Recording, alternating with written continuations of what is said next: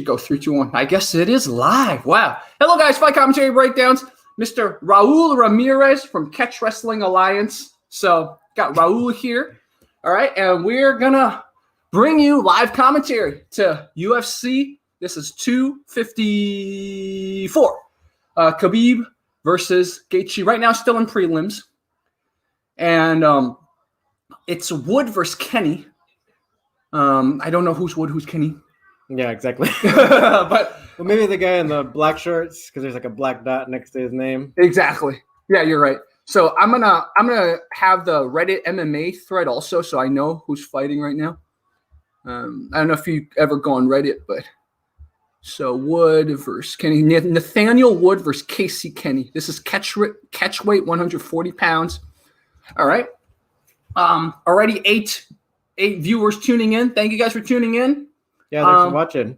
And guys, if you guys do, we encourage you, if you guys want to watch this, buy the pay-per-view. Support ESPN/UFC. Raul, we're using Raul's pay-per-view. So yeah, so we're not getting it for free. Yeah, exactly. Yeah. We're not getting it for free. Although UFC, if you want to talk to us one day, maybe we could work out some deal where we do some commentary. You guys give us the free thing, but Raul had to pay for it. Yeah, we'll take over for Joe Rogan. Exactly. Exactly. So, wow, 40 viewers, 41 viewers. That's pretty cool. Pretty cool, guys. To everyone watching, we have Benny Harris here. We have Stealtho. We have Carmine Grillo, Sonny. Guys, if you guys search up Catch Wrestling Alliance, you guys can find Raul's channel. He's a catch wrestler. You also did Kung Fu and Shui Jiao in China. Mm-hmm. Yeah. So, he's a grappler, but a different type of grappler than what we're used to on Fight Commentary Breakdowns. And that's why I wanted to bring him in, because everyone's like, Jerry, bring in a catch wrestler. So we have a catch wrestler today. Oh, cool. Yeah, that's cool to hear. But yeah. So that's my channel too on YouTube. So feel free to subscribe if you can. Yeah. And it just helps. Exactly. Yeah. And feel free to ask any questions though too. Yeah, exactly. He will be. I think what would be really cool, Raul, is to get your take on the grappling, because you're watching it probably from a slightly different view than what a BJJ person or what a judo person might see. So, well, that's the thing. Actually, we just put out one video. I already made like a 4-part series about Khabib, and because like he does, he body locks, and so that's going to be different from like folk style wrestling. And like kind of what you're going to be seeing like with even catch wrestling or even freestyle. And so I think in the last fight with Daniel Poirier, Dustin Poirier mixing him with Cormier because the end of the name sounded the same. Right? Yeah. But anyway, but Khabib was really able to use that body lock to control, right? And so in catch wrestling, we're fine with that. And so I was showing some counters. Wow! So we released the first part already on Thursday, and then the next part is all set. So we'll try to get some more up. Nice, guys. In fact, while Raul's talking about this, I'll put a link. I'll put a link in the video to that video. So guys, if you search Catch Wrestling Alliance on YouTube, you'll find this stuff. Oh, there it is. So yeah. Khabib Study Part 1 is that. There we go. So this is the video that Raul was talking about. Video. By the way, it is Raul, right? Yeah. Okay. I want to make sure I pronounce it. Oh, thank you, Carmine. You subscribe to Raul's channel. All right. Nice, thank you. Nice. Yeah, thank you. You guys Hopefully are you awesome. like all the stuff there, and feel free to ask any questions. Definitely. And guys, ask any questions to him. He's grappling expert, man. Grappling expert. So I'm gonna go into the back end on YouTube just to see if I have if there's any comments we're missing or anything like that. Let's see this. Yeah, so guys, right now it's in between rounds. They're just playing a replay, so not as much going on right now. Well, actually, I gotta mute YouTube if I check it here. So look at this. So hey, Anel, please don't curse. That's your one warning. Please do not curse in the just please don't curse. That's your one warning, okay? No cursing.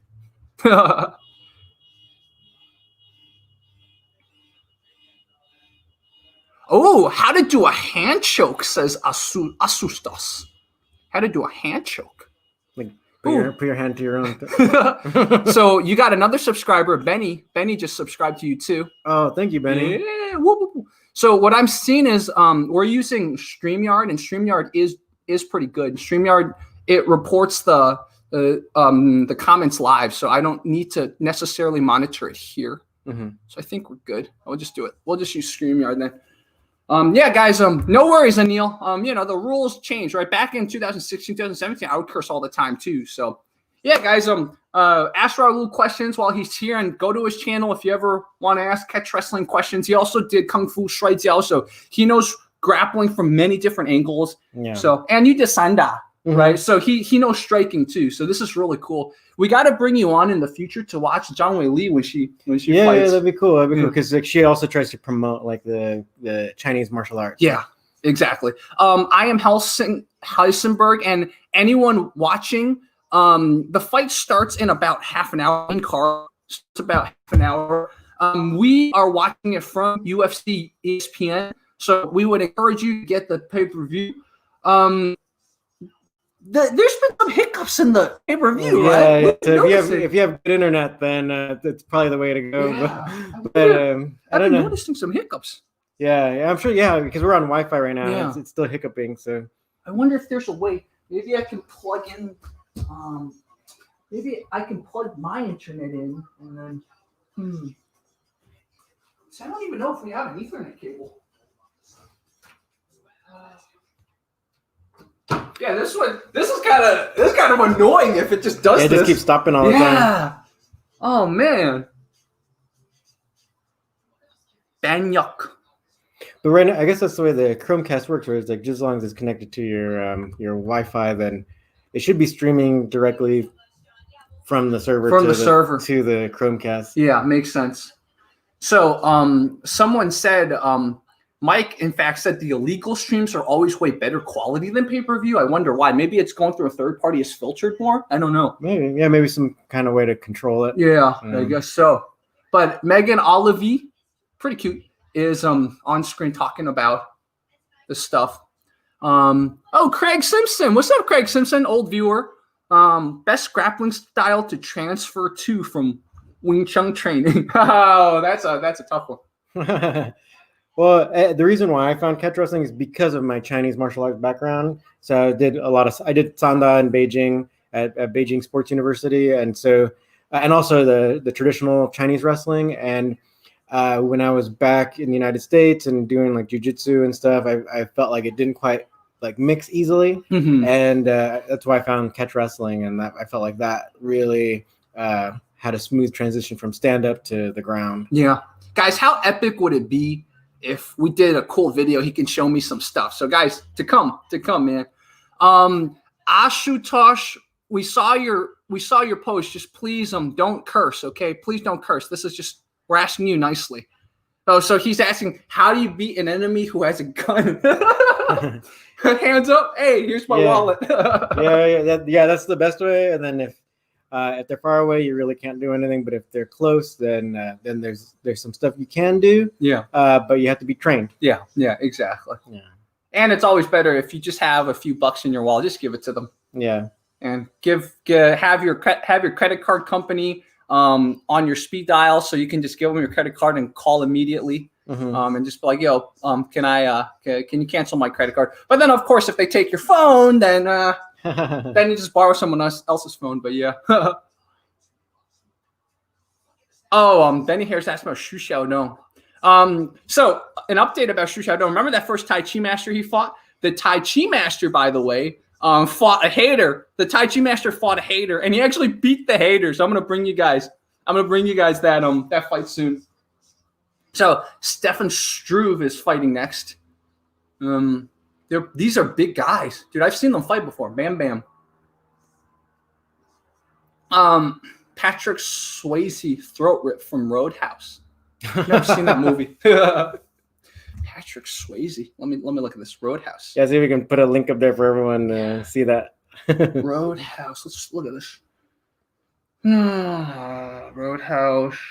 Patrick Swayze. Oh, 90. Oh, it's one of those like kung fu karate movies from the 80s. Man, the 80s were the best time. Interesting. Heel to the face, knuckle to the nose. Cool. We'll have to check that out, man. Yeah, we can do a breakdown on that. On that, exactly. Man, Benny Harris. I think, Benny, aren't you a pretty old viewer too? If you're not, let me know if you just found this. But Benny, I remember seeing your name. Aman Raj asked, what time does it start? It starts in about 13 minutes. Should an Asian guy be doing his math lesson instead of watching the fight? Well, yeah, we could do some math lessons. How many head hits does it take before you get a headache?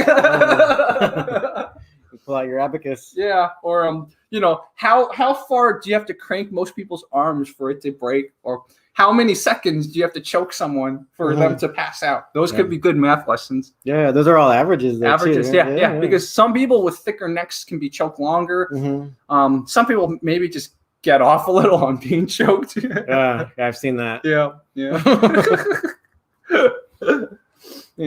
Yeah, actually, a few weeks ago, I had a match. Well, I had a student who had a match in Las Vegas, and so it was a woman against woman, so she won that match. But then she had another match that they asked if she would wrestle a guy. Wow! And that guy was she still dominated the dude, but it seemed like he was enjoying being choked, like he wasn't tapping, and he's like, he's like, oh, this is real cool, like give me all you got, and we got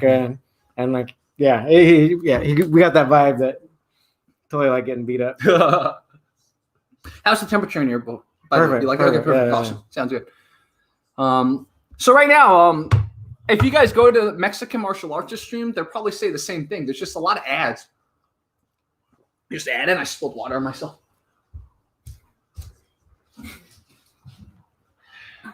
Oh, Benny, thank you for having subscribed. You said you've subbed for a while.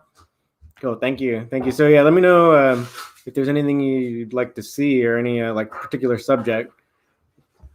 I think the thing that's kind of weird is that sometimes people don't quite understand our perspective. So people are coming from the jiu-jitsu, even Muay Thai perspective, and so when you try to say something, then they get mad or whatever. Exactly. Go on Instagram, follow Raul Catch Wrestling Alliance, or you can just search this on YouTube. Also, his channel is linked in the description. In fact, I'll probably put a pinned comment right now, so let me do that.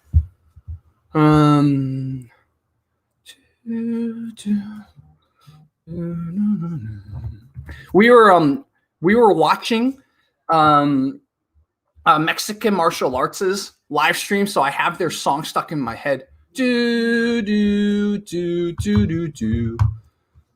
So I'm gonna put a pinned comment in case you guys aren't looking in the description. This is Raul's channel. Raul, this is YouTube. Catch Wrestling Alliance. Boom. There we go. So now, no excuse for you guys not to go subscribe to him. That's right. You guys want catch wrestlers on this channel, man, and we have a catch wrestler here. Oh, wow. I thought that was a baby picture of you. That's pretty funny. I was looking at his channel. So if I got a baby face. Right. If Khabib wins, my sister finally, okay, that's inappropriate. If you do that again, dirty hands, I'm banning you, okay? So don't do that again.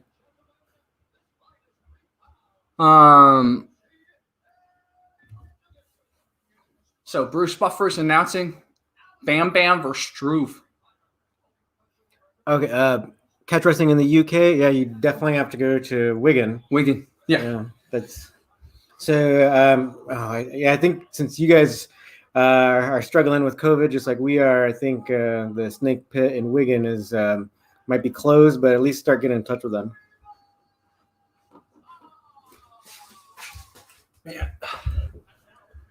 Hey, at least the stream's okay now. Knock on wood. I'm not jinxing it. Dude, Struve is so big. Yeah, he's way over the fence.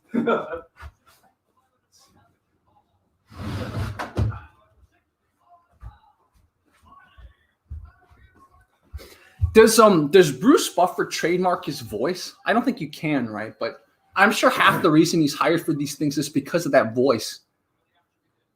When I was when we covered epic fighting in San Diego, the announcer had almost exactly the same voice as Bruce Buffer. I was like, I see where you got your inspiration. Mm-hmm. Yeah. Isn't he related to that other Buffer, the other announcer? Yes. Yeah. They're brothers, I believe. Bruno Orozco from Mexico. Interesting. Schweidel. Yeah, exactly. He's a Schweidel guy. Features quite a lot of techniques forgotten for the ages. Yeah, like joint manipulation. Exactly. All right, so they're both orthodox. Bam Bam's so wide. Struve is so tall. This is really funny. In fact, Bam Bam has tattoos around his abdomen area. I thought he was wearing some kind of I thought he was wearing like a pro wrestler thing. Yeah. Yeah. Can someone have a fight career at the age of 23? Absolutely. Oh, yeah. Are you thinking you're already too old? Like, no. And with their, speaking of some math and stuff, like some stats were showing, it's like it's not necessarily how old you start, but it's like how much damage you take. Yeah, so yeah. You have to train smart, and don't spar heavy every day and stuff. Yeah. Or even don't spar heavy very much. You really got to work on technique and countering. And stuff. And do your neck exercises. Really balance your body out. I know so many people, jiu-jitsu people even, can't even lift their arms like this anymore. They have to stop here because their bodies are so imbalanced. So always balance your body. And I'm trying very hard. I'm trying very hard to balance my body too. Expert writer says, hey, please tell my name, say my name. Okay, expert writer. Yeah. In fact, while we're at it, Raul, let me show you something. Cool. Aborigine from New Guinea. Nice. Wow. And I love that part of the Pacific Rim. Right? I like being in Asia, Southeast Asia, Australia, Oceania and all that. Yeah. So this is called the shoulder sphere. I don't know if you've ever seen this before, but I think for anyone that gets cranked and stuff, this might be a good thing. I was using it because every time I would throw a hook, it would feel like my shoulder cuff, rotator cuff was a little weak. Mm-hmm. So I started using this, and I'm actually going to do a talk with a massage therapist and talk more about this. But this has been really helping my shoulder. So, and I'm not being paid to promote this. I'm just really a big fan of this. I saw the check. He's being paid. Yeah. So Alabama says, I've never had time to follow my dreams. It was my job. I only had a day off, but I might quit and focus on fighting dream. Yeah, do it, man. Do it. You should probably change your username. You're probably one day going to get banned if you keep with that username. So Alabama, I'll just call you that, Alabama. By the way, the band Alabama is awesome. If you guys like country music. So basically what you do is this motion of spinning the ball inside the ball, it works all for rotator cuffs or something. So what I've been doing is just kind of using this to kind of mimic like hooks and stuff like that. And like even here, I can tell it's really weak because it's not spinning. When it's not spinning, that's like the rotator cuff not activating. But anyway, so dude, how many inches does Struve have on Bam Bam? Like 6? At least. At least, right? Wow. You guys so good. Thank you. Thank you. Sponsored by the Air Force. Vegas Stronger. Whoa! That's the only thing about fighting a taller person. Yeah. Even when I was competing in Sanda, it's like that you just have to keep your guard up if they're taller because they're gonna try to prove a point. Yeah. So what Struve did was he kicked down and kicked Bam in the head. Wow. Hello from Russia, says Anil. Oh, hello. 6'4", 17, doing boxing for 3 years now. Wow. Indonesia, Muflids from Indonesia says that he's rooting for Khabib. So, Bam threw a few good punches to Struve. It's interesting when fighters keep touching their nose. Do you think it's just to wipe sweat off, or do you think like their nose might have taken a little damage? I always wonder that. Could have been a little damage, or sometimes it's trying to build up the habit of bringing your hand back to your cheek. Oh, that's what it is. I see. Interesting. I should probably do that then because my hands do drop, and one of the worst things is get clicked in the eye sometimes. So I need to actually copy that, like kind of bring my head up. Remember to brush the nose. I like that. As one woman I'm training, I'm teaching her some Sanda and stuff, and so when she starts off like this, and when she throws a kick or something, then the hands just drops. And she saw that $1 Million Baby movie, and I guess there's a scene where they tape the woman's hand to her head. I keep telling her we're gonna have to do that because you get knocked out just like kicking. Yeah, exactly. By the way, someone likes your smile. Expert writer, thank you for liking. Oh, hey, all right, thank you. My mom likes it too, right? Yeah. So Rema says that Khabib round 2 is going to grapple and win. All right, we'll see that. Yeah, we'll see that. It's the only thing. It's like even Khabib's people are saying that Gaethje presents the greatest threat, right? Yeah. So we'll see what happens. Yeah, exactly.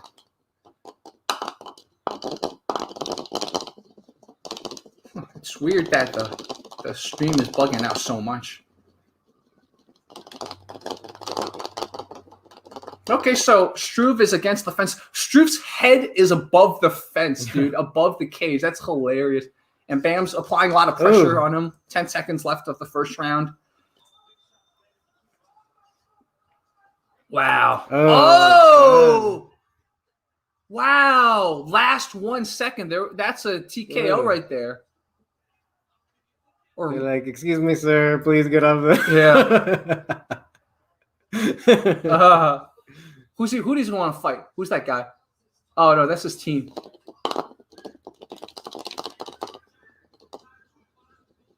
But that was it the uppercut or was it the after the uppercut? I guess we'll have to see a replay. Yeah, so Bam Bam just won this, man. Wow. Okay, let's see what happened. Oh, showing some respect. That's awesome.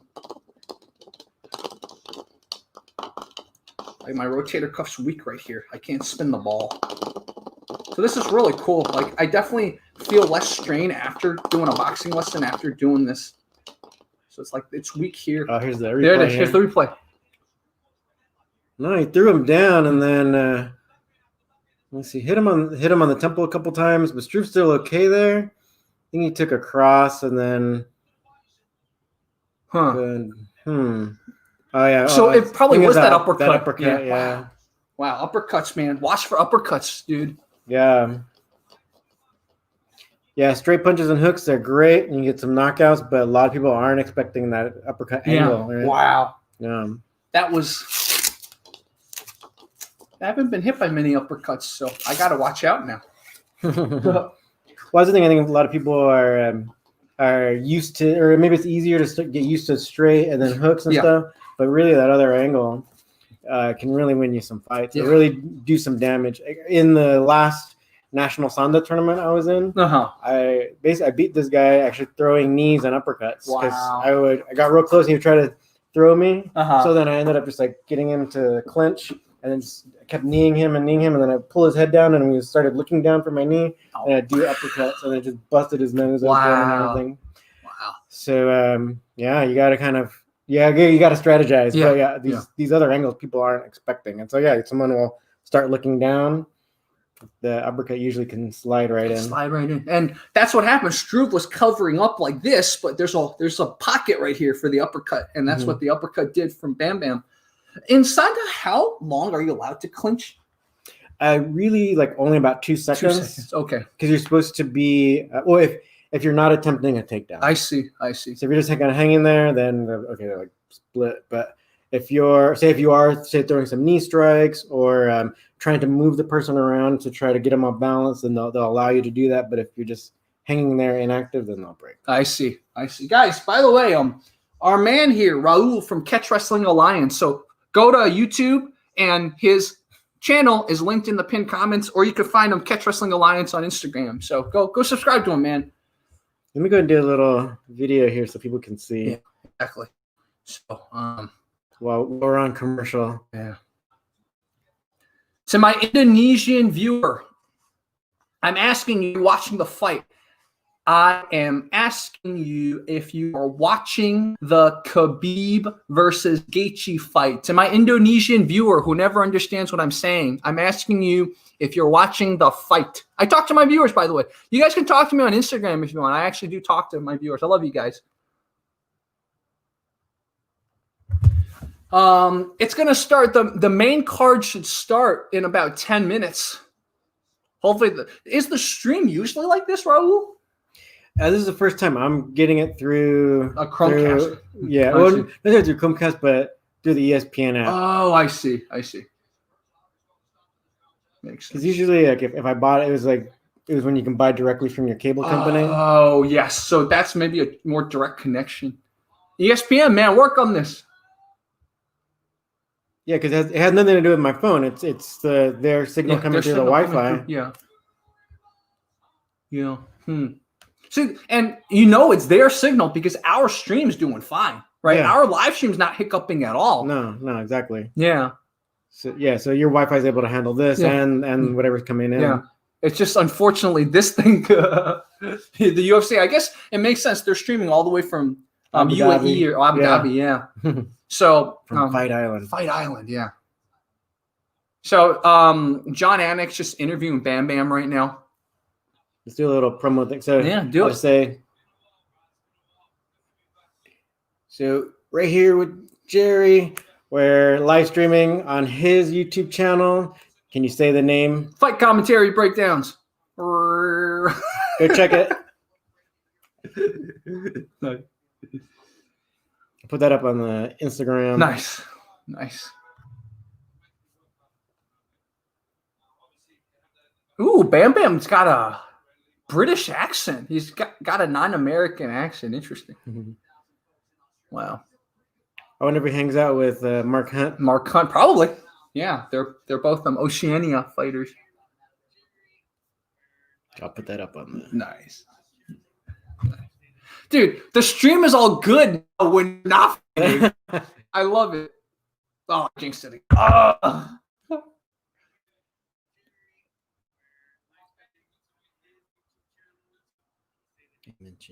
Yeah, viewers, if you don't want to ask questions in a live chat, you can always ask on Instagram. You can either ask me or go to Catch Wrestling Alliance and follow Raul and ask Raul any questions.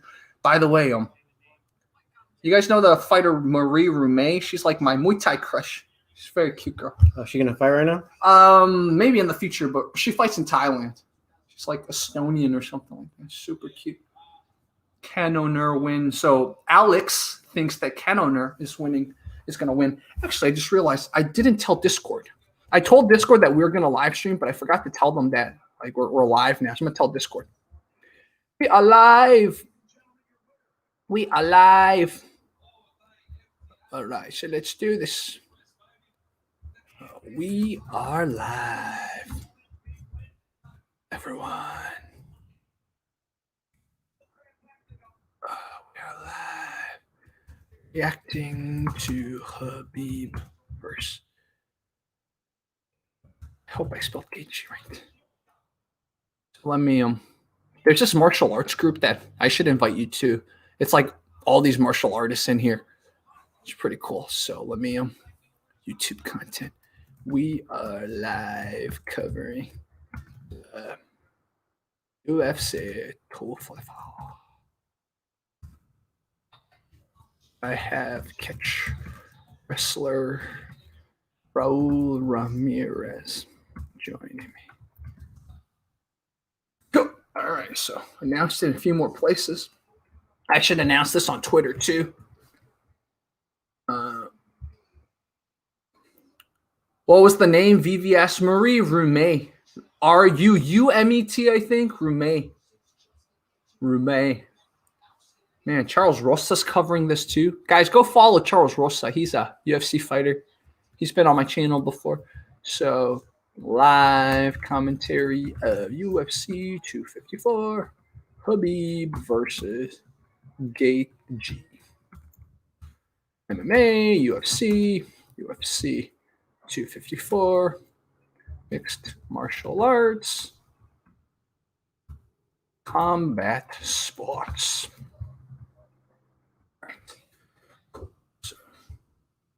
Coach Anthony. Interesting. Cool. Well, announced it more places. All right, guys. I think the main card's about to start. And I have here with me Raul from Catch Wrestling Alliance. Catch is catch can. That's what CACC stands for. Yeah. Okay, you can read this, right? It's all opposite, right? So, yeah. So catch is catch can. Can you see the Chinese? 拿锁摔跤. Yeah. Interesting. So 拿 and 锁, lock, basically holds and locks and throws. Interesting. So that's what CACC is translated into in Chinese. Yeah, but I think some people, and actually originally I would think of translating instead of 拿锁, I would say China. China, yeah. But my girl in China, Shiming, she's a pro MMA fighter. She also fights in Road FC. She just won I'm not sure which weight division. It's probably one of like 115 weight division in China, like national championship at the was that? It wasn't Kunlun fight. It was like the Wulin. Oh yeah. That one. Yes. Yeah. They actually had a pretty cool tournament where they got some teams from different provinces, and so like all of them had one woman, and then the rest, different guys. Wow. Because I think it's also kind of harder to find good women to be competing. Yeah.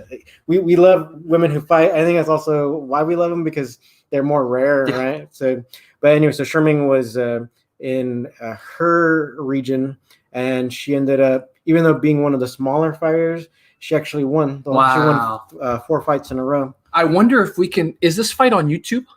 No. Oh, it's not on. Okay.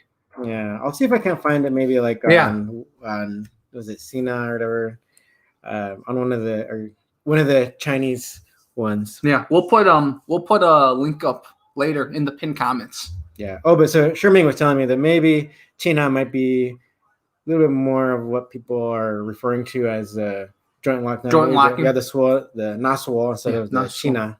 Yeah, so I think from my perspective, when I think China, I definitely think more Aikido or like the Shaolin stuff, the China, that kind of stuff. So more like manipulating the small joints, which there is in CACC, but you guys do a lot more kind of other types of grappling.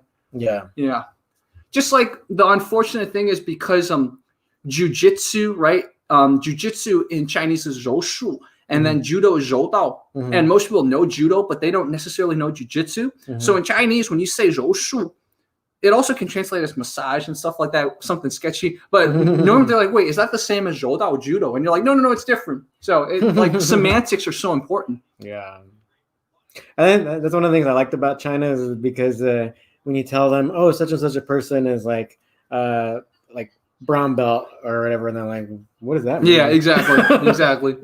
So I like that because like here it seems like everyone knows, and they're like, oh, or whatever, they react accordingly or whatever. And then it was actually really refreshing to be in an environment where people were like, oh, I don't care. Yeah, exactly.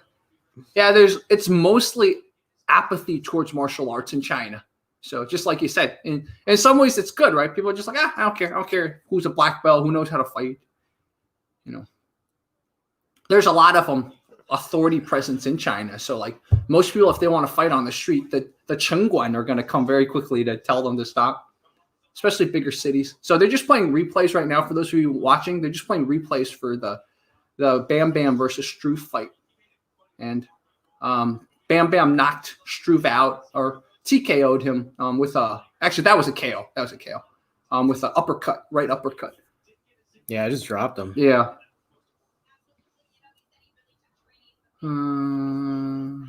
Maybe he was done because he was like all shelled up and just kind of move around and.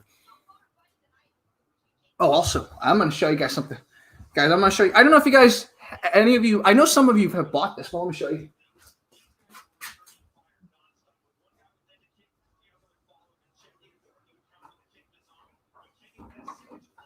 Also, guys, check out Raul's got a cup with his catch wrestling sticker. So you see, that's his Catch Wrestling Alliance. But I wanted to show you guys this. If you guys, I don't know if you guys have fight commentary breakdowns mouth guards, but you can get these. Fight commentary wrestling. So I'll punch him later. Yeah, he'll punch me later. We'll test it. So this is the other one. So you guys want these? Let me know. It's in our Instagram description, and you can find it in the description usually. But are elbows used much in Sandog? Craig asks. They're not officially, right?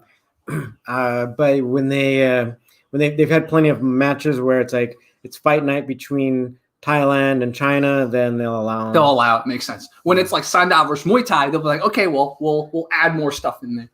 Yeah, makes sense.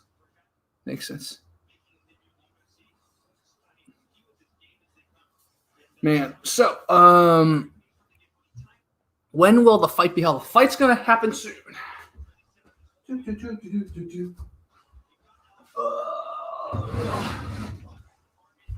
I don't like the wind that much, so I keep closing the window a little bit.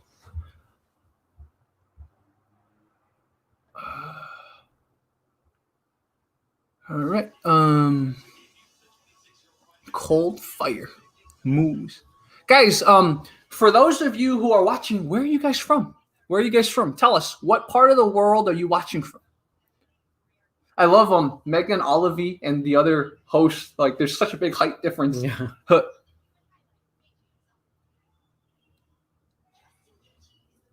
All right, Rainer, please don't make insensitive stuff like that. Come on, man. Rainer, that's your one warning. Okay, I'll put you in timeout. Man, we haven't had this many people like just talk like this. Okay, so Naknar. Okay, we got a Bosnian. We got two Bosnians. We got an Argentinian. George is from Texas. Oh, Mohammed's from Jupiter. Jupiter. We got a Jupiter. How's your Wi-Fi? We have a Tennessee guy. Benny's from Tennessee. We have an Indonesian. Okay, cool. So we got quite a lot of them. Moroccan. Nice. Dude, this is awesome, man. Welcome from all over the world. Make sure to follow Raul, Catch Wrestling Alliance. So go search that up. His link is in the pinned comments and description. We have Daniel from Israel. We have Mahmoud from Algeria. We have Egypt. A German, Egypt. We have Yasir from Iraq.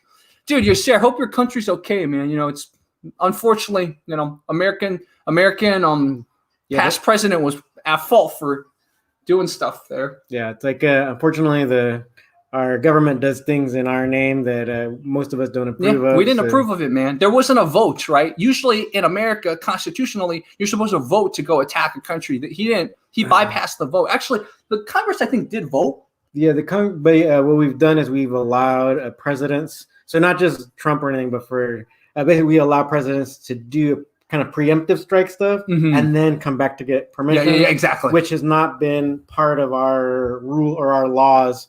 It was only more recent. I think it was like a George Bush kind of thing. Yeah, exactly. So John Penn from Malaysia would love to learn catch wrestling. So John, go follow him at Catch Wrestling Alliance. We have an guy from India. We're in California, guys. We have Bacon from Scotland, VT from France, Clemente from India. We got a Greek viewer, Uncle Iro. We have Loop from Switzerland. That's awesome. We have Wheezy from Somalia. What part of Somalia, Wheezy? I heard Somaliland is pretty cool, actually.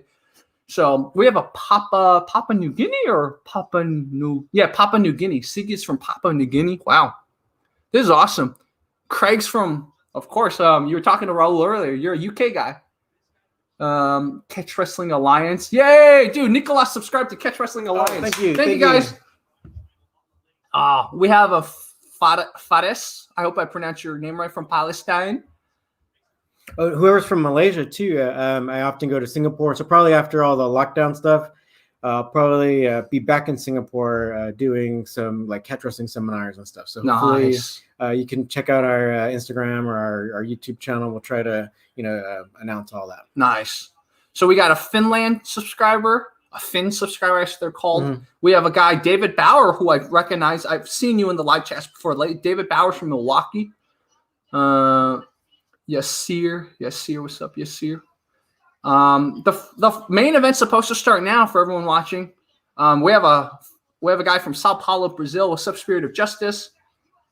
That's a cool name. Yeah. We have a Pakistani. What's up, Halabui? Pakistani. See, I said a Pakistan. A lot of Americans go Pakistan, right? Pakistan. I know. It's just like Iran, right? A lot of Americans, like Bush, for example, go Iran, but it's Iran. Okay, all right, so Bowie. Switch over to the. So Bowie, calling me Jackie Chan. That's actually kind of a cool compliment. So Peter's from Wales. I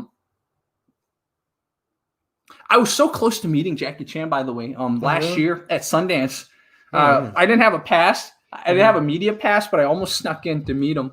Oh, nice. I know, but I was like, I chickened out last moment because they're checking the pass, and I was like the only Asian there, so I could have like pretended, yo, I'm part of Jackie Chan's entourage, but I didn't play that, so I was like, oh, and like, you don't know who I am? I know. All my friends were like, Jay, you should have just been like, yeah, I'm part of Jackie Chan's entourage. Oh, this is kind of cool. They're kind of showing some of the highlight thing so Eddie Alvarez beat Justin Gaethje, right? That's right.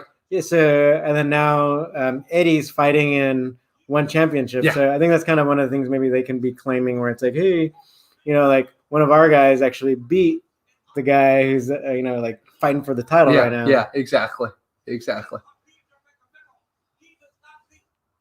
Something we might be able to try is you might want to try to go on the other internet. Maybe the other internet's a little better. So not the 5G one, but maybe just the regular. We could attempt that, see if the stream's a little clearer. Come on, ESPN, you make us buy the pay-per-view and it's like bugging out, man. Yeah, this is blurry, it's all choppy. Oh.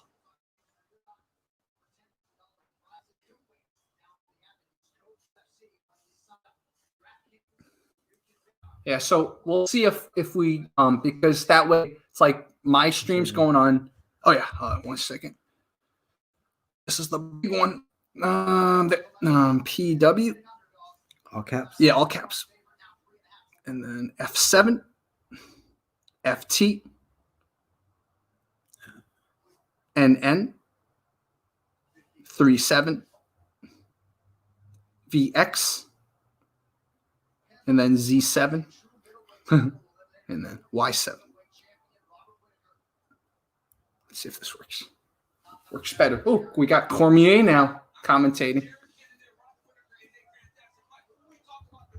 I get a feeling if this works, it's just like sometimes the two streams need to be separated. So it's like this is the stream that's coming in, and then this is our stream going out.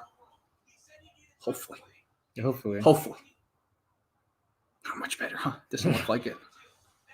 Oh man. Oh well. Let's give it a minute or so, and then yeah.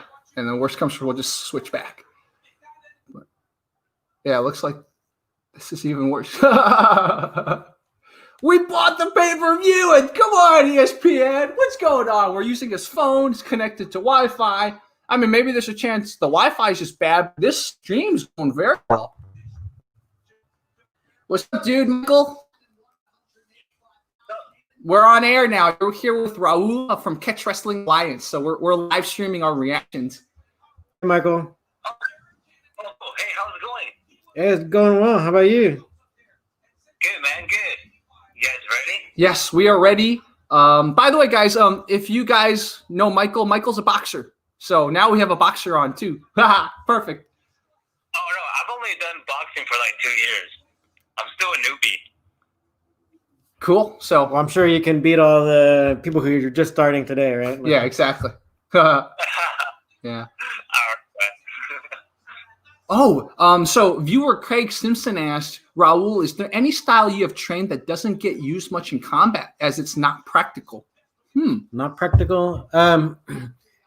I usually think there's like always some way to make things work, but I mean, I've done a lot of like internal kung fu styles, so I think that's what people are trying to claim as being not practical. Like a lot of the meditative stuff, and but I had a really good coach for that, and because he was like he fought like a long time. It was this man from Shanghai. His name is Liu Fenglin. He's actually been in some of these like Tai Chi magazines and all that, and but he used a lot of a lot of the joint locks and stuff, and so.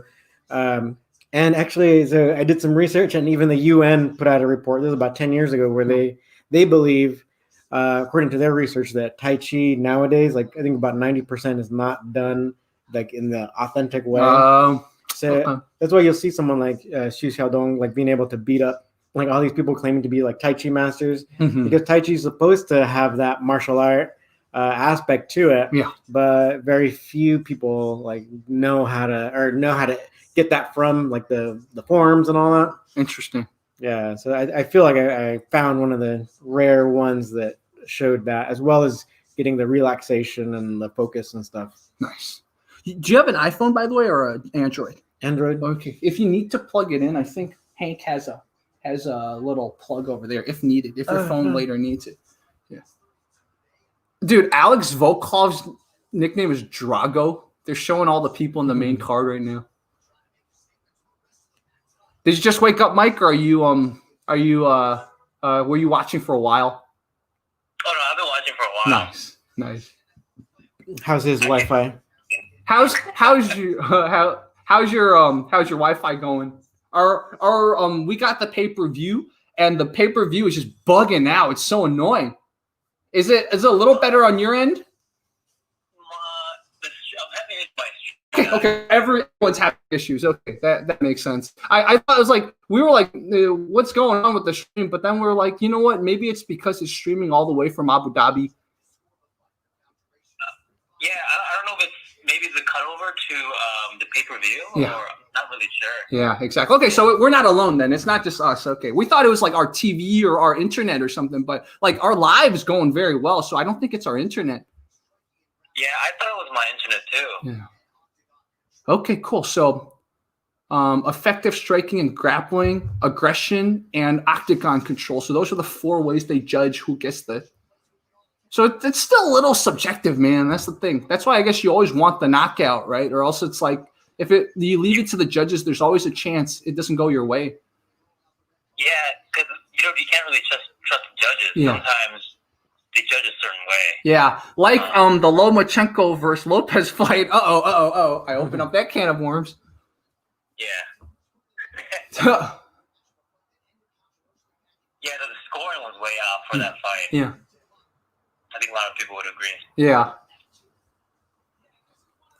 They're spent like 10 more minutes advertising this right before anything starts. Yeah, that's what someone was commenting. Yeah. Right, like it's 15 minutes after already. And yeah, nothing started. Yeah.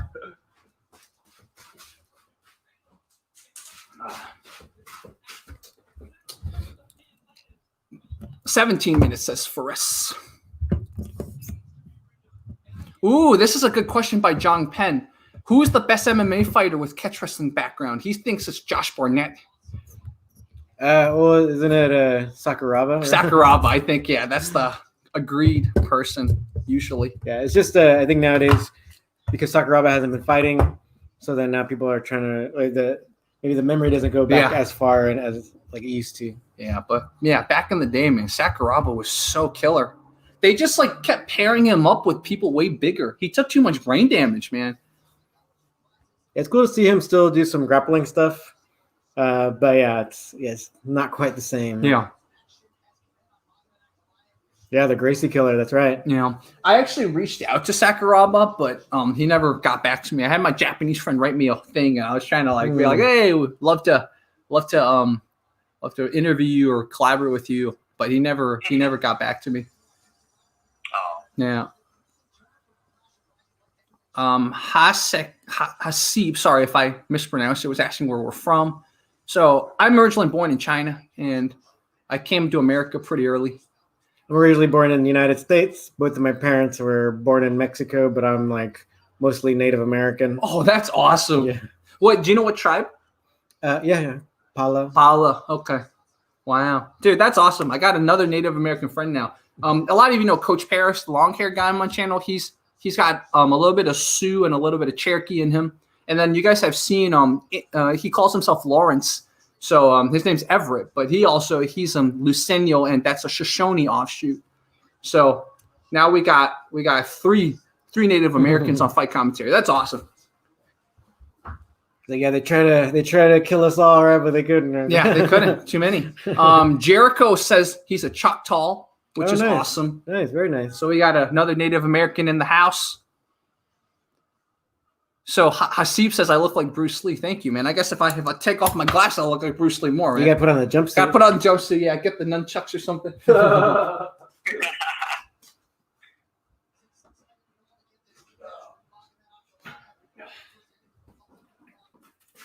There we go. I can look like Bruce Lee more now. He said I look like Bruce Lee. Ooh, where would you start? Says Craig, if you want to. Ooh, that's a hard one.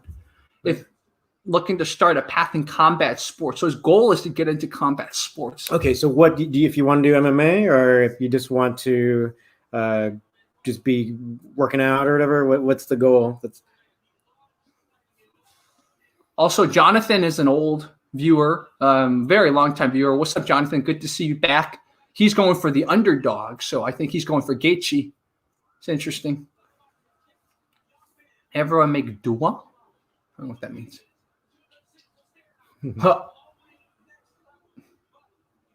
I love that they show the tweets of the other fighters.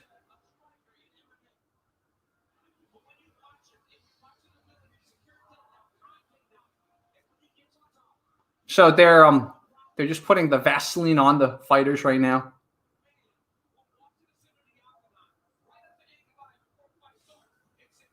I think we might need to do the Mexican martial arts channel thing. We need to put some music in the background. It's kind of when you're waiting for the fight to happen, it definitely does get a little. There's like a low in the energy. So ask your questions. We'll go ahead and answer. Exactly. Maybe make a juggle or something.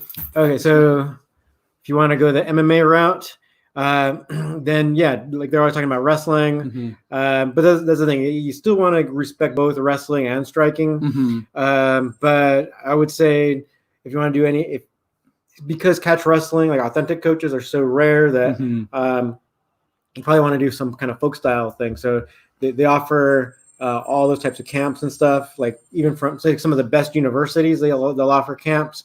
So Iowa, like University of Iowa, also Oklahoma State with their coach is really, really nice guy, John Smith, who is an Olympic champion.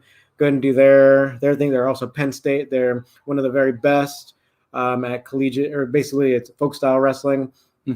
You want to be doing these camps because they offer camps for kids and stuff like that. So just do it, just go but also try to learn the catch wrestling. And that was the thing. What our video that we put out on our Catch Wrestling Alliance channel was about Khabib, how he grabs his hands like that around the body, right? And so that would be illegal in folk style, right? So if you only do folk style, you'll be used to people like not doing this, right? But then you might be at a loss when you go up against Khabib and he's grabbing around your waist like that. Makes sense. And you might not be able to get out. So you want to like folk style is a great base. I believe catch wrestling is the better base because basically nothing is illegal.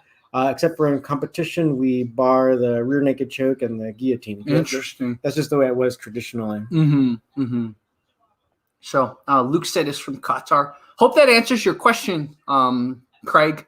Also, your average gamer, the fight is finally about to start. The first fight on the main card is finally about to start.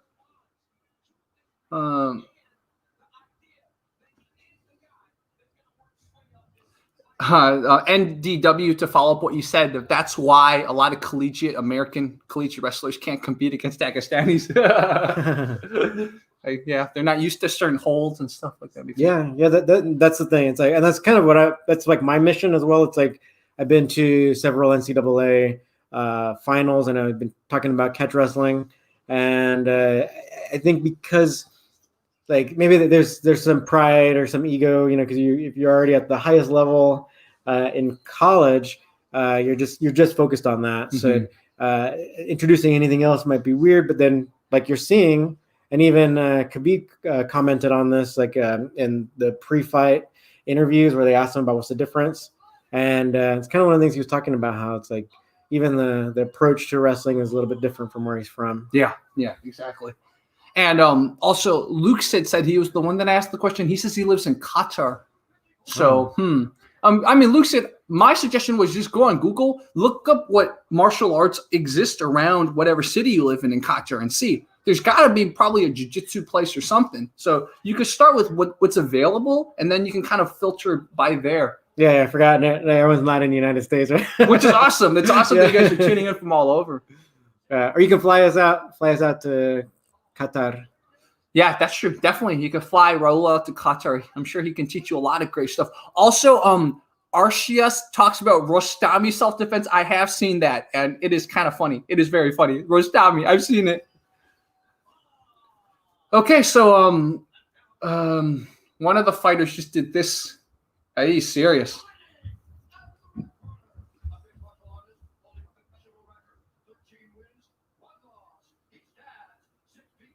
This Russian Magomed Ankalaev.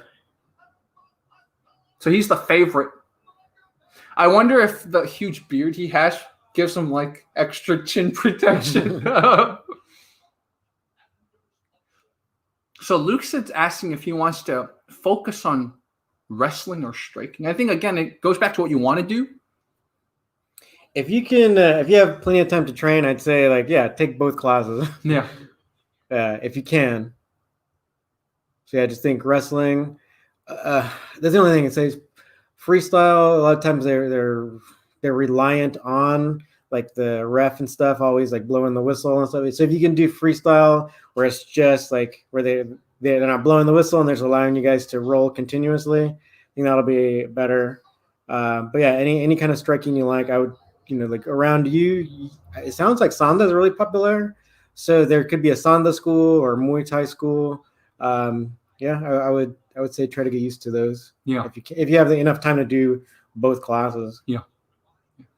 And the first fight in the main card started. The Russian just kicked the thigh of the non-Russian Cutelaba pretty hard. Russian guy is southpaw. Cutelaba, I'm not sure, figure out where he's from. Cutelaba is orthodox. He's throwing a lot of oblique kicks, Cutelaba, which is really interesting. Moving his head a lot. He froze time there. Yeah, he froze time. Mike, did you happen to see what country Cutelaba is from? The guy in yellow pants? No, I didn't Google it. Okay. All I know is the Russian is very scary looking.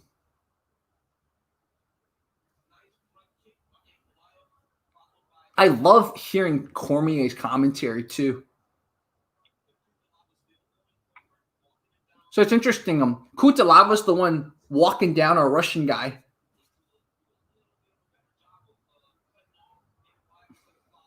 Yeah, this is the thing about MMA. It's like, you could be really good at wrestling, and that's why you got to respect both the wrestling and the striking. Because if you just shoot in like without setting it up, then you can get knocked out. Yeah, right? yeah.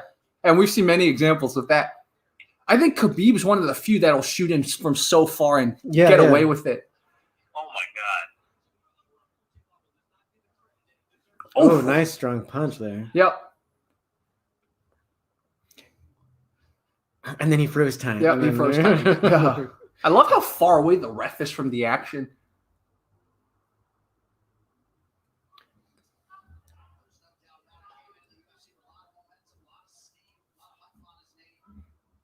So Cutelaba is still chasing down Ankalaev.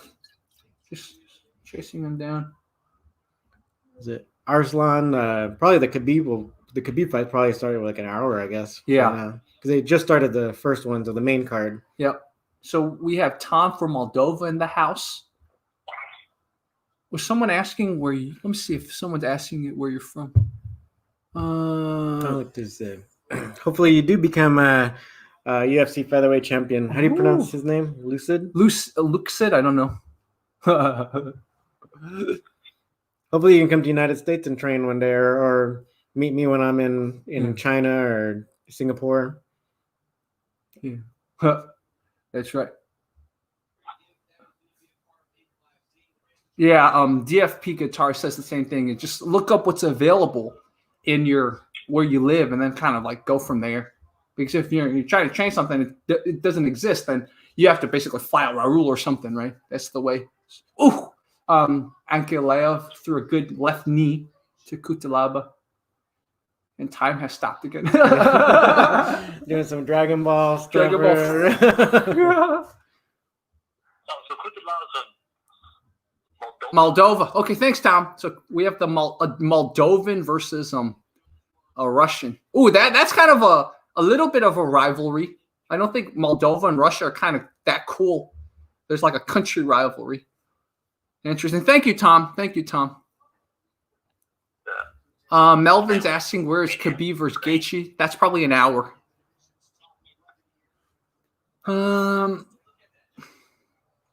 Not that much action this first round, but it's okay. There's 2 more rounds. Just wait. Yeah.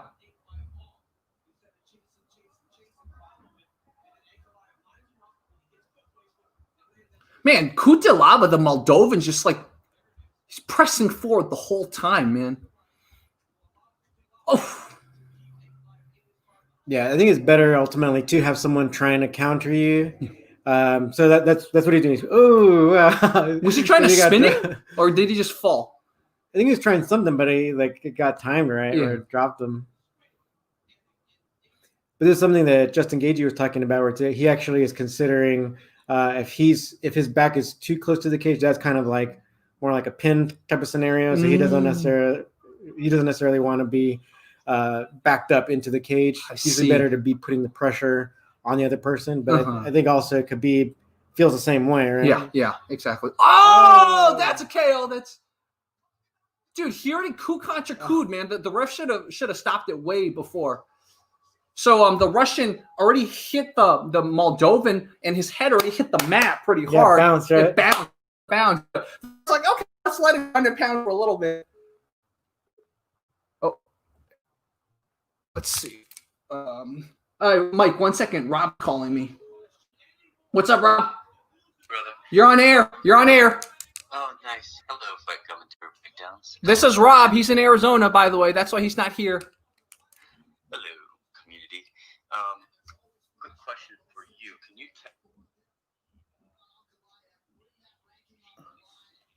Okay, sounds good. Yeah. All right. Got to call Mike back. Okay.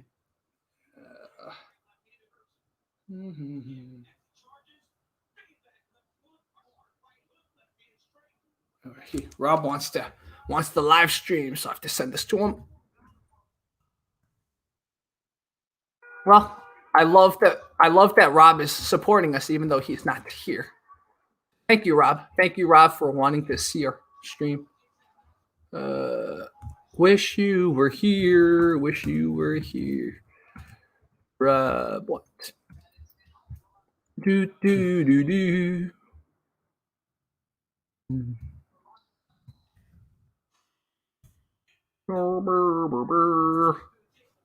Cool. All right, Mike, I will call you back. Kevin Khabib hasn't won yet. Fought yet. Yeah. The main event usually has about 5 fights. So there's a girl fight later too. There's 4 more. There's 3 more at least before. Hey, yeah. Rock called, so I had to answer his call, but we're back. Oh, cool. Yeah, cool. It's already doubled in stock prices. DraftKings, says Benny Harris. The fight was at 7 their time. I don't know. Moose, what time are you on? Man, I hate watching KOs, man. It's gnarly. Oh, Khabib is on our... Hey, Khabib's on our live stream. What's up, Khabib? Khabib? That's pretty funny.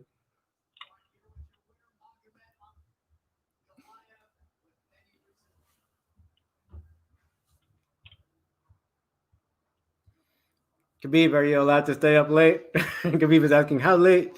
Hopefully you're going to be able to stay up for your fight. Yeah, exactly, Khabib. Don't fall asleep. Yeah. Like, haven't you been on Fight Island for a month now at least? Training, getting used to the time zone? Yeah. So they're interviewing the Russian fighter right now. Okay, so we have a Shakirova fan. She's from Olympic. She was an Olympian, he means. Yeah, Olympic hopeful. Yeah, but got banned for 2 years for getting into a fist fight on the mats. Oh, man. I guess that's why. Meant for MMA, right? This bald guy is always the translator for all the Russians. It's pretty cool. So we're going to watch the gnarly KO again. Boom, right there. Oh! So right hook, left hook. So the Russian guy hit him with a right hook and then a left hook. Ooh, but he totally had his hands down. You see that? Yeah. I get it. I get why the ref, because it looked like the Moldovan was kind of defending himself. Yeah, he covered up. But, I mean, that was a boom. Straight up brain damage right there.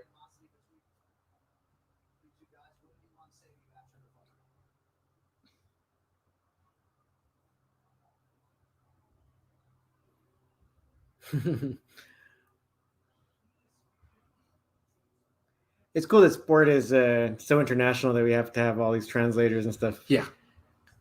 Remember that the last time Weili fought, and then the translator just was really bad. I don't remember that, but the translator just kept like, "Oh, I don't know how to translate." Yeah. And she kept being like, "No, it's okay." And then the time before when she beat Andrade, that time the translator was so energetic. They had like two extremes. Jerry, you should be the translator for the Chinese. I know. I should, man. I need to reach out to Weili. Be like, yo, I can translate for you. Everyone just wants to watch Khabib, man. The Khabib match, I think we got another hour or so because there's 3 more fights. Although this fight ended pretty quick. So if fights all end this quick, then the Khabib match is going to happen in half an hour. Yeah, exactly. Adnan Ankalaev knocked that guy out. Exactly. Yeah. Hands down. The Moldovan, when he was swinging his right hook, his hands were here. Yeah. So of course, right there, boom, and then boom. So the lesson is, if you're up here or up here, right? If you're throwing your right hook. Yeah, an easy lesson is just try to keep your knuckle to your cheek, your cheekbone. Yeah, exactly. You can do higher or lower, but at least think here. Yeah, at least like you're always thinking about something. Yeah, exactly. You can also even add your shoulder to protect you even more, right? Because if your chin's exposed and it can turn your head real quick, that will knock you out. Sure. And I know it's natural. Like even sometimes when I throw elbows, I have to remind myself because sometimes my elbows are here. You know, you want to go like this. So it's like you have to remind yourself always up here. Yeah. It takes habit, you know. Like what Raul said earlier, in $1 Million Baby, they had the thing where they taped the hand to the head, so you remember always like this. Yeah, you just can't bring it down. Yeah. Also, too, it's like you can think like if you're throwing elbow strikes, you got to remember like if you can throw them, they can throw them too. Yeah. So yeah, so keep those hands up, right? Yeah. So really, just think about the danger you're putting yourself in. Exactly, man.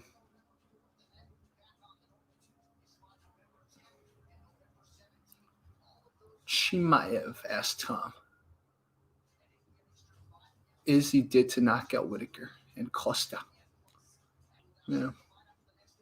Also, guys, keep telling us where you guys are watching from. Love to find out where the viewers are. Volkov got into an accident. Who you got? Gaethje or Khabib? I think being American, we probably will root for Gaethje, but I mean, this is kind of Khabib's fight, right? Because his dad passed away, rest in peace, and you know he's not gonna give up easily. So it's like it's hard to root for one or two because both of them are such. There's like so much to root for on both sides. Yeah, both of them are just likable guys. Yeah. By the way, did you guys hear that? I heard that Conor McGregor was reanalyzing his fight against Khabib, and Conor was like, no, man, I was kind of winning until I lost. I think that's what he said. There was like a big controversy. So Mason's from Virginia. What's up? There's a guy from Dubai, Abdul Qadir's from Dubai. Savannah saying, I think boxing has better punches. What's your guys' thoughts? Yeah, you learn a lot of good punches in boxing. Yeah, if that's all they do. So yeah, they better be good. yeah. But of course, one of the things that boxing trains is your feet are too wide. So you can see it because a lot of times when I spar people, we do one round with hands only. So I stand kind of more like a boxer, and then the next round we do kicks. And then I always forget the first few seconds because I'm in boxing mode. I always forget to like make my stance smaller. Mm-hmm. So like for the first few seconds, I'm getting kicked in the leg. I'm like, wait, why am I? Oh, because I'm still standing like a boxer. Yeah. And then the other thing I've talked to Mike a lot about is that the thing about a lot of the head movement in boxing is it's not always applicable when you add in strikes that are like kicks and stuff like that, because you know, with kicks and stuff like that, you're bobbing and weaving. You can't see where the foot's coming from, right? Like you see the hands have like feet start all the way down from the ground. So it's hard for you to kind of be like, okay, I know where that feet's coming. I'm gonna duck out of it and stuff like that. So a lot of the bobbing and weaving the head movement can't really be used in kickboxing. Again, there's exceptions. I'm sure we've seen a lot of these cool matrixy kind of like ducks and stuff like that. But I think those are the exceptions. Don't practice like that for obvious reasons. Yeah, no, that's totally very realistic. Where it's like you can only be doing boxing. I think that's what you'll see a lot, especially from Americans, I believe, in UFC, where they'll be kind of maybe doing wrestling or jiu-jitsu with some boxing. Yeah, and it can kind of only get you so far, but it could potentially get you knocked out pretty good. Yeah. Or like maybe throw a couple and then dive in and like get hit. Yeah, and also Luke said thank you for subscribing to Catch Wrestling Alliance, guys.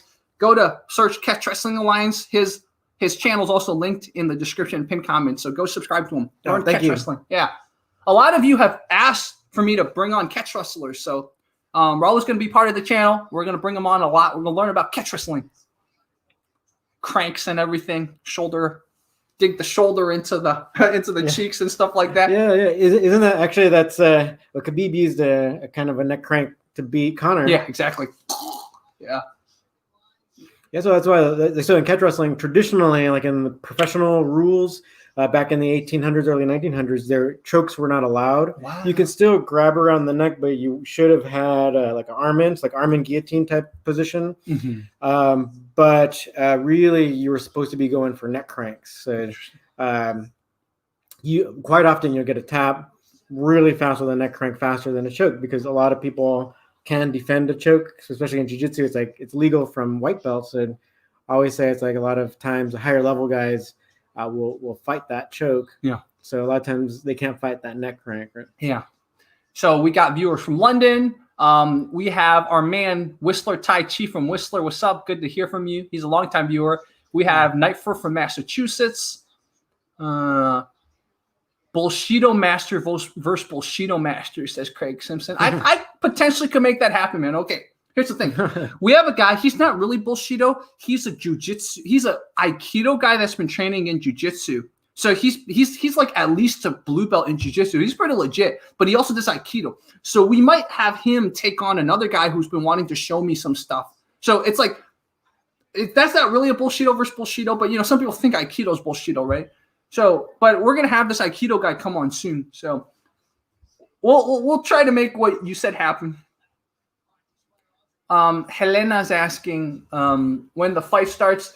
The Khabib fight probably starts in an hour. Right now, it's the girls. It's Lauren Murphy versus Liliya Shakirova, which I know a few people in the audience were really looking forward to this one.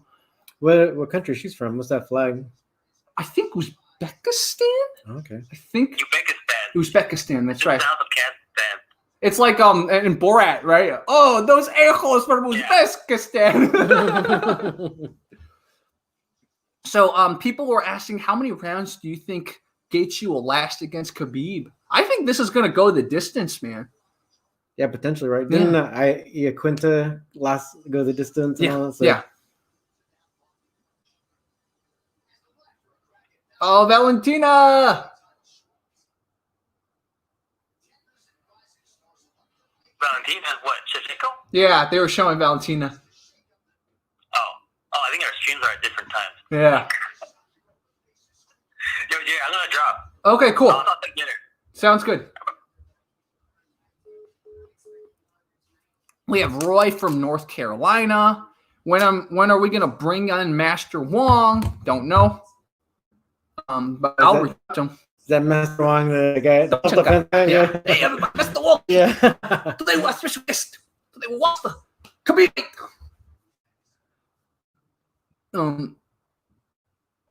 What's your opinion on Lenny Sly? Interesting. So right now, I'm gonna actually answer in the pinned comments. It's the second fight, main card right now. Second fight, main card right now. So this is Lauren Murphy versus Liliya right here.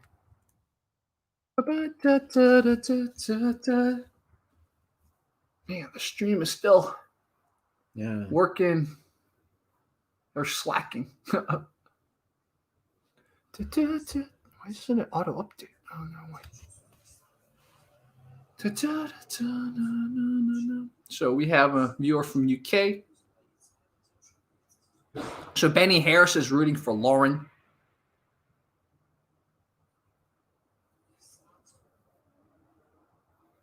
She's got a strong neck. Yeah. She seems like she's been wrestling. Yep. Guys, do your neck exercises, man. It's so important.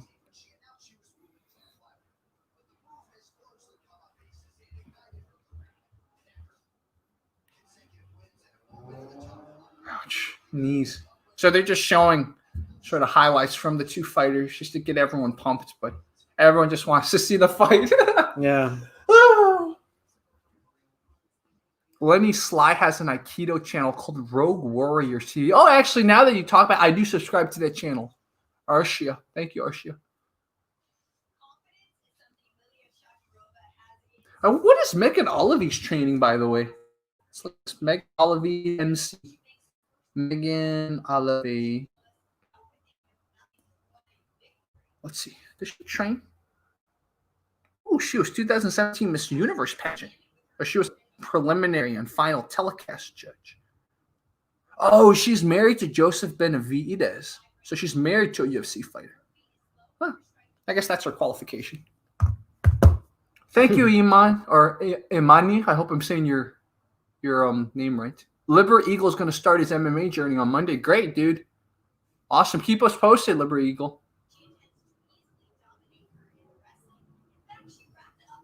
Here it is. The fighters are walking out right now. Shakirova is walking out. She's from Tashkent, Uzbekistan. By the way, guys, the new Borat movie's out. So, yeah, did you guys watch it? Let us know. Yeah, I watched it. I watched it yesterday. Yeah. I think this Borat #2, the second movie, there wasn't as many live kind of reactions. I think it was mostly actors improvising. Mm-hmm. I was a little disappointed. It wasn't. I think part of it just because the first Borat was such a cultural phenomenon. There's no way he could get away with like actually pranking people. Yeah. Did you think when?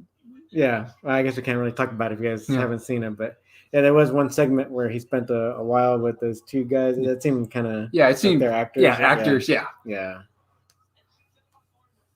Especially we live in LA, we're around actors all the time, so I think we're pretty good at picking up when people are acting now. Yeah, it's like a sixth sense when it's like, oh, that seems like it's improv acting. It's not real reactions. There's always a difference between real life and acting, right? No matter how good the actor is. Do you guys smoke dope too? No, we don't. But by being in LA, since weed is legal, it's just like always in the air. Yeah, it's always in the air. Yeah. So everyone's always like just a little bit higher. That's right. So guys, go subscribe to Catch Wrestling Alliance. We're back. All right, so yeah, they're still putting the Vaseline on and all that. At least for us, I don't know if you guys, if your delay isn't as delayed as ours, but they're still putting the Vaseline and entering the cage and all that. They'll have some good friends in Germany.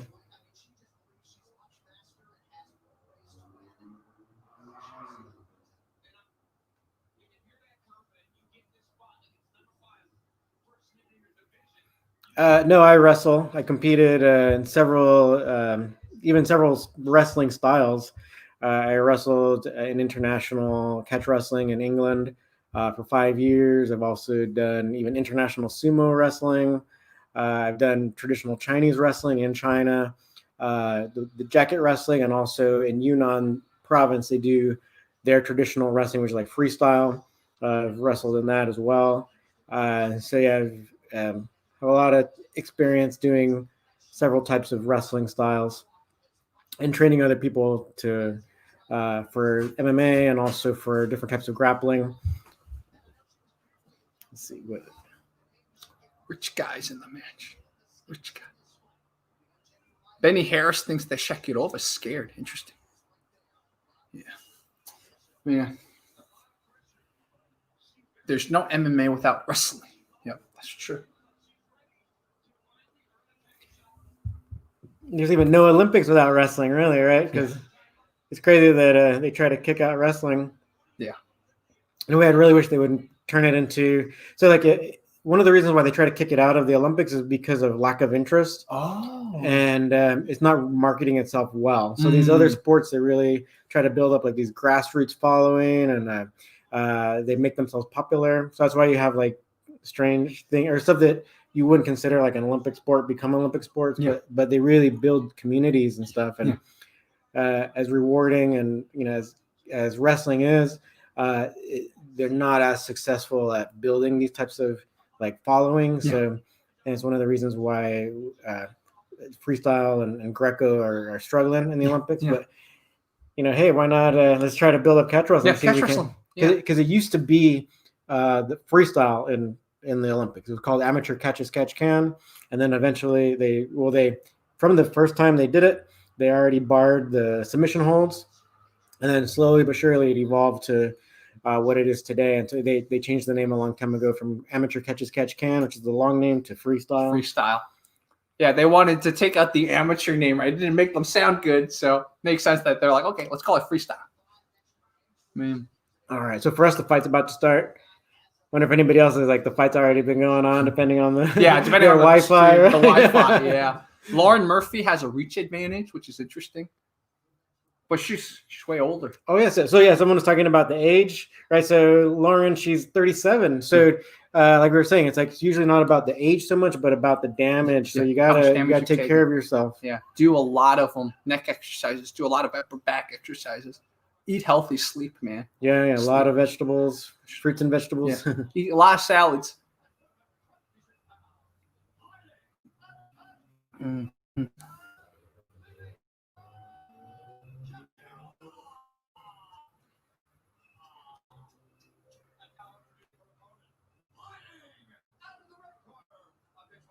So it's like we were talking about the age, so hopefully the older woman doesn't just get demolished. Yeah, exactly. But she's ranked number 5, so that means like she's already done a very impressive job. Yeah.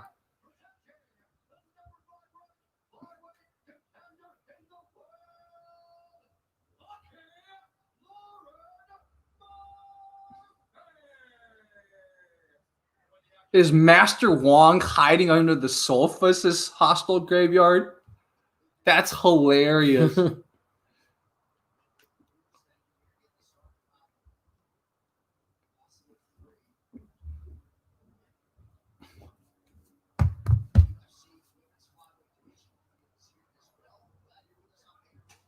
Okay, here they go. Ooh, Lauren's got like a interesting, like she almost has like a karate stance. Yeah, kind of rigid. Yeah. Wow, interesting. Shakirova's moving much more like a wrestler. Interesting. Oh, throwing some kicks. Yep.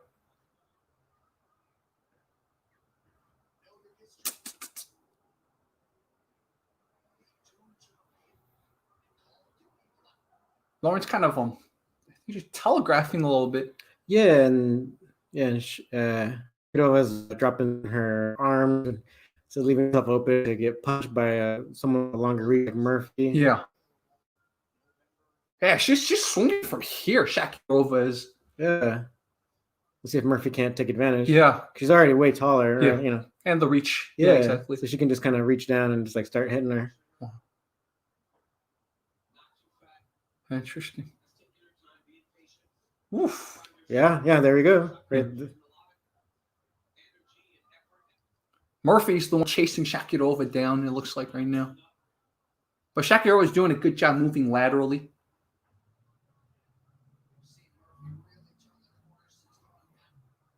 But you see all that movement from Shakirova, but it's like she's moving a lot, and then Murphy just has to take maybe a step to the side, and she's still in front of her. So you gotta have some more intelligent movement. Exactly. That's a really good point by Raul. I see a little bit of how I move in Shakirova. I waste a lot of movement. So not to say I could do better, but yeah, a lot of times my sparring partner's like, Jerry, you're moving too much, man. I'm like, yeah, it makes me feel comfortable, but I am spending a lot of energy. Yeah.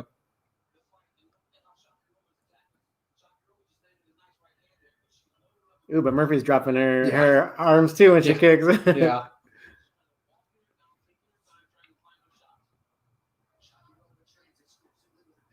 That was interesting. Why would Lauren move in kind of with a telegraphed power hand? Dude, I'm a little worried about Shakirova. She like comes in and then drops her hand, the lead. Oh, spinning back fist by Shakirova. Yeah, grazed her. Yeah.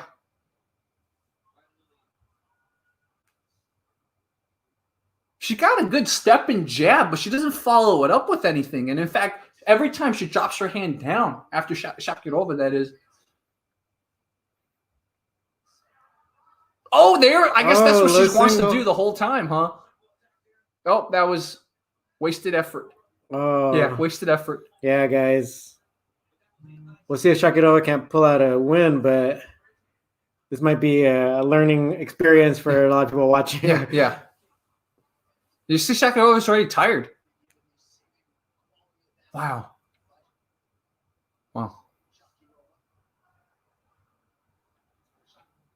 So our stream keeps like pausing and stuff. So yeah, hopefully that cuts out real soon. Yeah. Hopefully it doesn't cut out. But yeah. I think now that more people are watching, right, then the stream might get even worse. Yeah. But, or maybe they realize that in whatever they were doing to throttle, they'll be like, okay, can't give them the benefit of the doubt. Yeah. Come on, ESPN, we bought this, dude.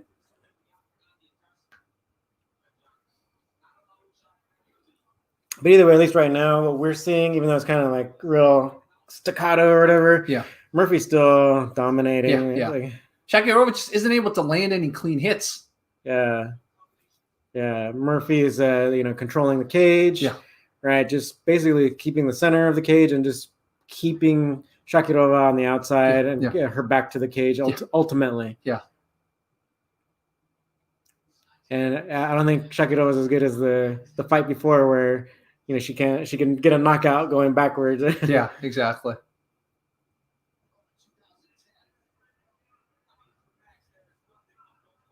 Oh, uppercut. I think Murphy can throw some kicks though. Yeah. Her bra slipped. Yeah, Benny was saying the other girl's too scared to fight the way she needed. Yeah. Staying on the outside, exactly.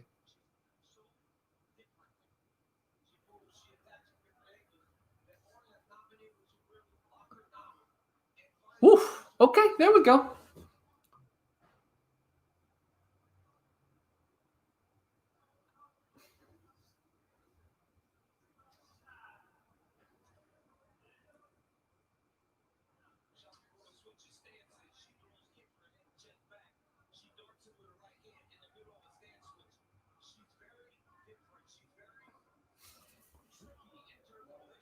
Oh, attempting another takedown, single leg.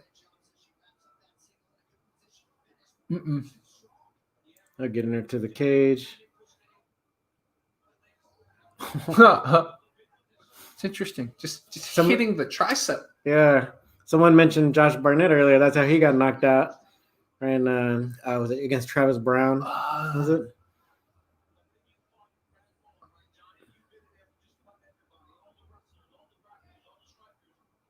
Fighting for the underhook. Oh! I don't know. I think Murphy can still chill out. There we go. Yeah. Throw some knees. Yeah.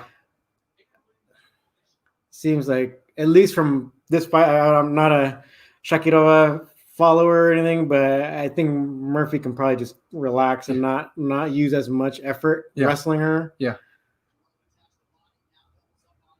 This round definitely goes to Murphy. Yeah, Shakirova's looking tired. Yeah. Yeah, in fact, she's like completely like that. Head kick. Yeah, exactly. Maybe Murphy's giving her a little too much respect, but she's definitely worn her out. Yeah.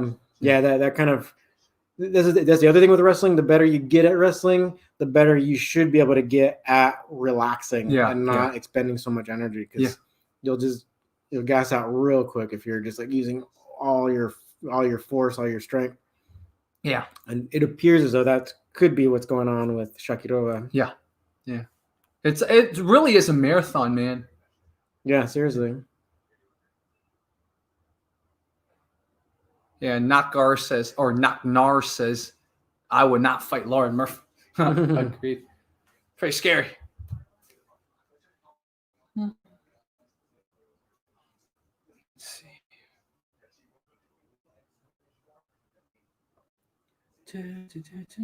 So the corner's just coaching them right now.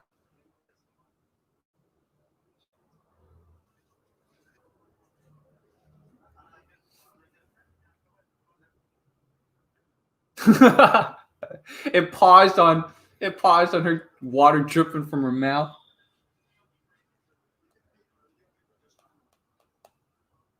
Man. Yeah.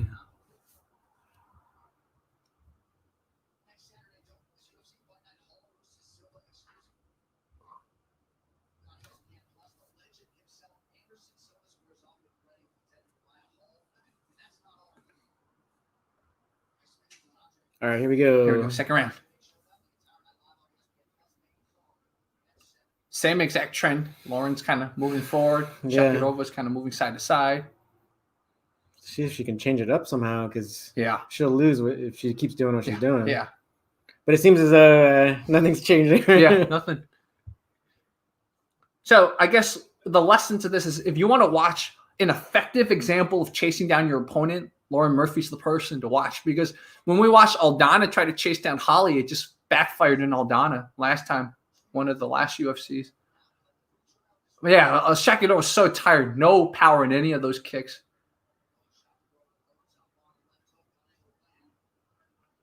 Oof, good teep by Lauren. And Shakirova got some good kicks, man. Yeah. But it kind of telegraphed, and I think right now she's just swinging for the fences, Yeah.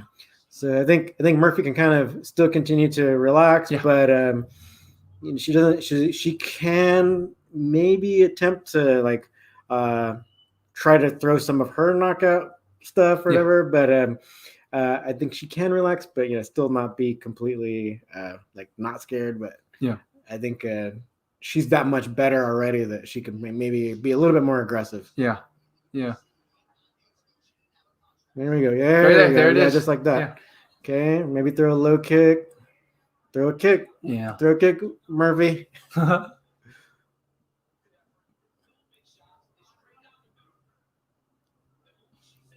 Oh, man, Shakirova looks so tired. Oh, there we go. Oh, finally threw a kick. Yep. There we go. Some knees. I think she's afraid of Murphy's knees, or else she would be grappling much more.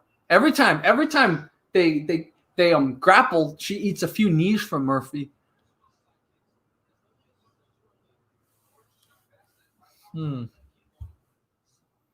Again, telegraphing those punches, man, Shakirova.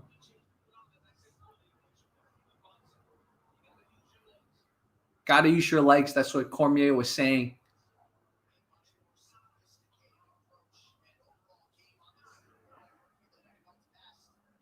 Yeah, so far this round's definitely Murphy. Yep. Murphy's winning this round. Yep. If she can't finish it, right? Yeah. So Luke said because his feet's not delayed, said that Murphy already won. So let's see if he's right or he's just messing with it. Did Khabib already win? Did Khabib win already, Luke said.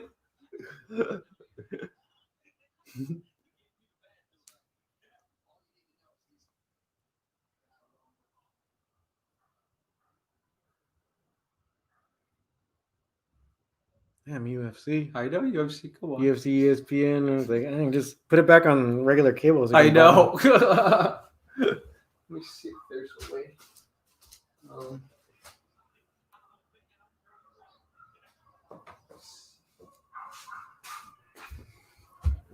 All right, so they're clinched up. Murphy able to throw knees, uppercuts. I think we were talking about that earlier. Uppercuts are so great. Yep. Okay, Murphy took it down. Yep. Body lock, takedown. Just so simple stuff. Yeah. And like someone who's composed and calm like Murphy, you're able to do that stuff when you stay calm and focused. Yeah.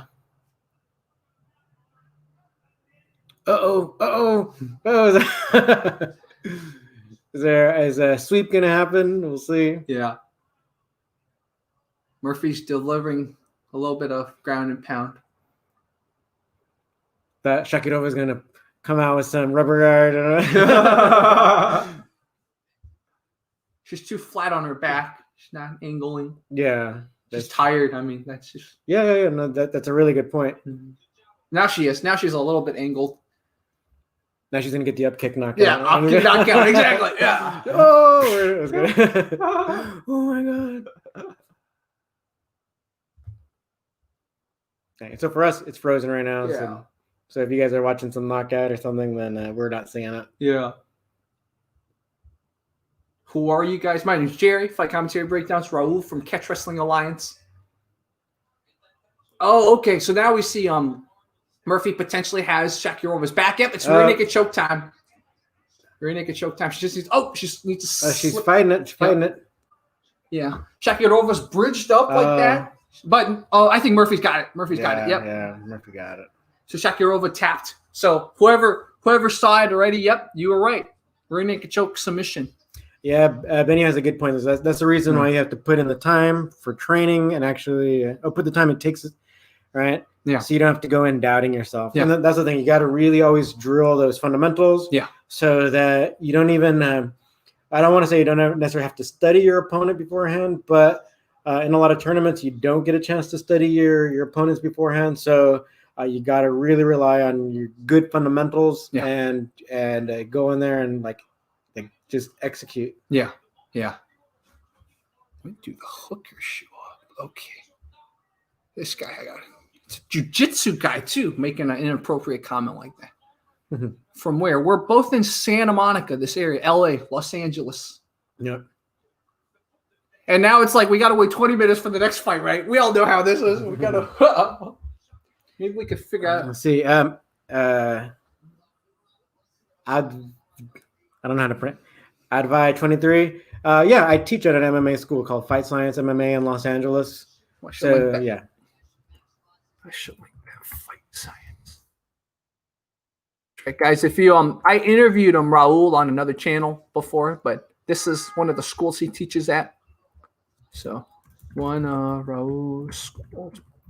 I currently teach at Fight Science, and then I taught at Cobrinha, West Side, and trained at 10th Planet. Actually, I really enjoyed because I really like nogi and wrestling and stuff. So I really enjoy rolling at 10th Planet, West LA. So I want to give them a shout out.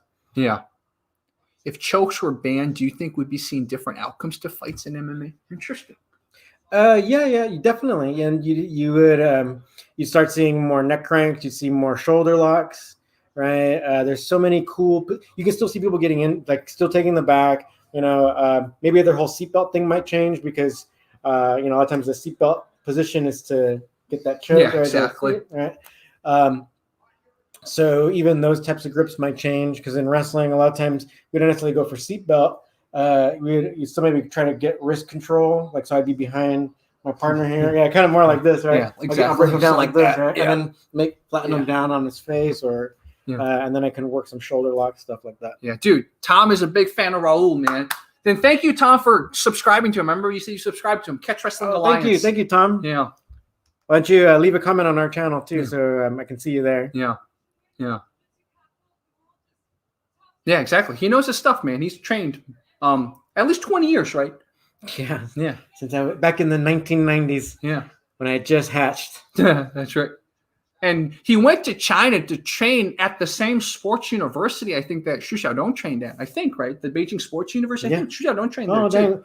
I believe. Hey, actually, wow. We could have even, if he did, then maybe we're even there around the same time. Yeah, potentially. He was skinny Xu Xiaodong back then. He wasn't, the Chinese government makes him adopt the name Wintermelon. He wasn't Wintermelon back then. He was just regular Sanda fighter. Yeah, because I was doing Sanda there, and potentially we could have walked past each other. Yeah, I know. Because it was cool there, and I know some other countries have these too, where they have the sports universities, so you can get like a 4-year degree in Sanda or wrestling or whatever. And at that time, I believe the national Sanda team was training at that university. Nowadays, I think they're in Xi'an. Oh, right? Yeah, that's right. Yeah. By the way, Sensei Seth is in the house. What's up, Sensei Seth? Sensei Seth trains with Wonder Boy, by the way. So cool. yeah, Sensei Seth is awesome. Okay, I think you might know my friends on the East Coast. I don't know if you know John Strickland or any of his friends. I think the school was like Ground Force MMA. I think it's not open right now or something. But anyway, John Strickland's still down there, and I believe they know you guys, or you guys have. Hopefully, I think you guys are friendly because they're always really happy when Wonder Boy does when Wonder Boy fights. Yeah. I'm gonna see something real quickly.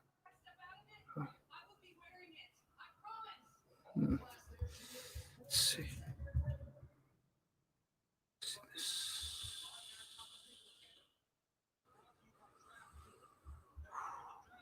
Just in case.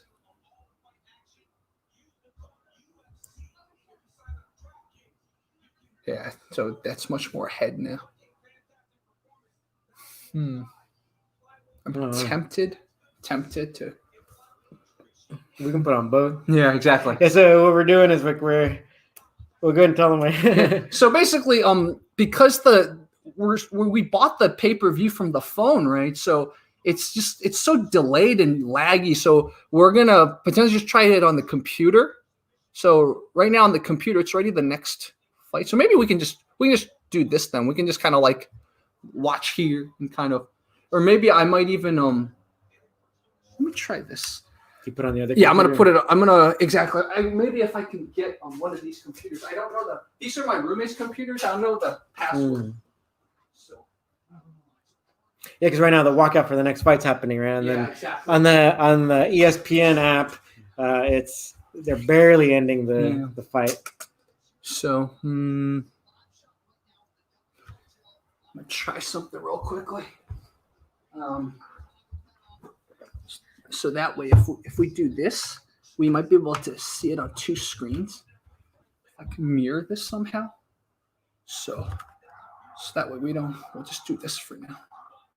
So that way we can kind of maybe put this on here, and then we can still see so we could kind of go like this, so we can still see they're talking, and then we have this kind of, I don't know if this is big enough. Let's see. Yeah. We're just trying to make it work, man, because like the phone thing wasn't working because in the pay-per-view on the phone, we're trying to get it to work on the computer. So it's just so slow. Yeah, it's just so slow. So so whoever's been disliking this video better gonna catch these hands. Thank you. Exactly. Okay, so is that okay for you? Yeah, it's okay. fine. We'll just yeah, because it's live and it's like exactly. It's good quality. Yeah, it is. So Marvovic just tuned in. What's up, Marvovic? So Wonder Boy is a G, says Zujitsu, but isn't as marketable. Interesting. He could be a dangerous for a matchup against Usman or Colby Covington. That's right. Let's do this for now. All right, they're about to start. Yeah, guys, Raul, I've been wanting to bring him on this channel for a long time. We finally made it happen. So glad this happened. Watch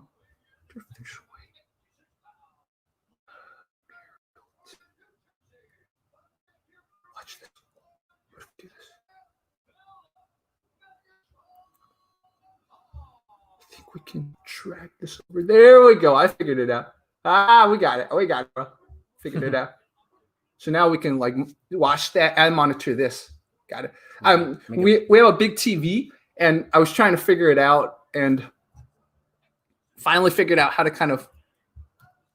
There we go. Got it. So now we can monitor the chat here, and then we can watch on the screen. We were like, sorry guys, we haven't been this technical before. We're trying to improve, right? Because of all you guys, all your support. So we got it now. Yeah, we're trying to be professional. Yeah, you're trying to get the pay-per-view. I know. The website or the other stream, like the alternative stream, worked better than the legit way. Yeah. Keegan, it's Keegan from Instagram. What's up, Keegan? All right, so green and black. Papa Keegan from Instagram. Oh.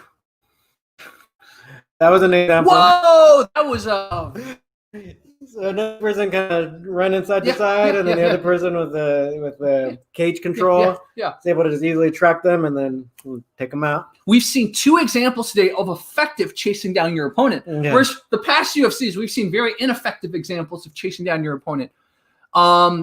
Majid, what's up, Majid? Someone who wants their name called out? Chuba Tudin. What's up, Chuba Tudin? What's up? Yeah, Benny called him, man. Benny said he called this. So let's see. Jeez. Right there. Oof. Oh my goodness. So he was already throwing like wild haymakers, not really even looking at his opponent. Yeah. And with the guard down. Yeah, exactly. He wasn't covering up at all. I guess sometimes when the punches are coming too ferociously at you, you just go into kind of manual or automatic mode, right? And automatic mode is just kind of how we grew up doing this instead of like covering up and So you guys got to learn how to fight smart. Yeah.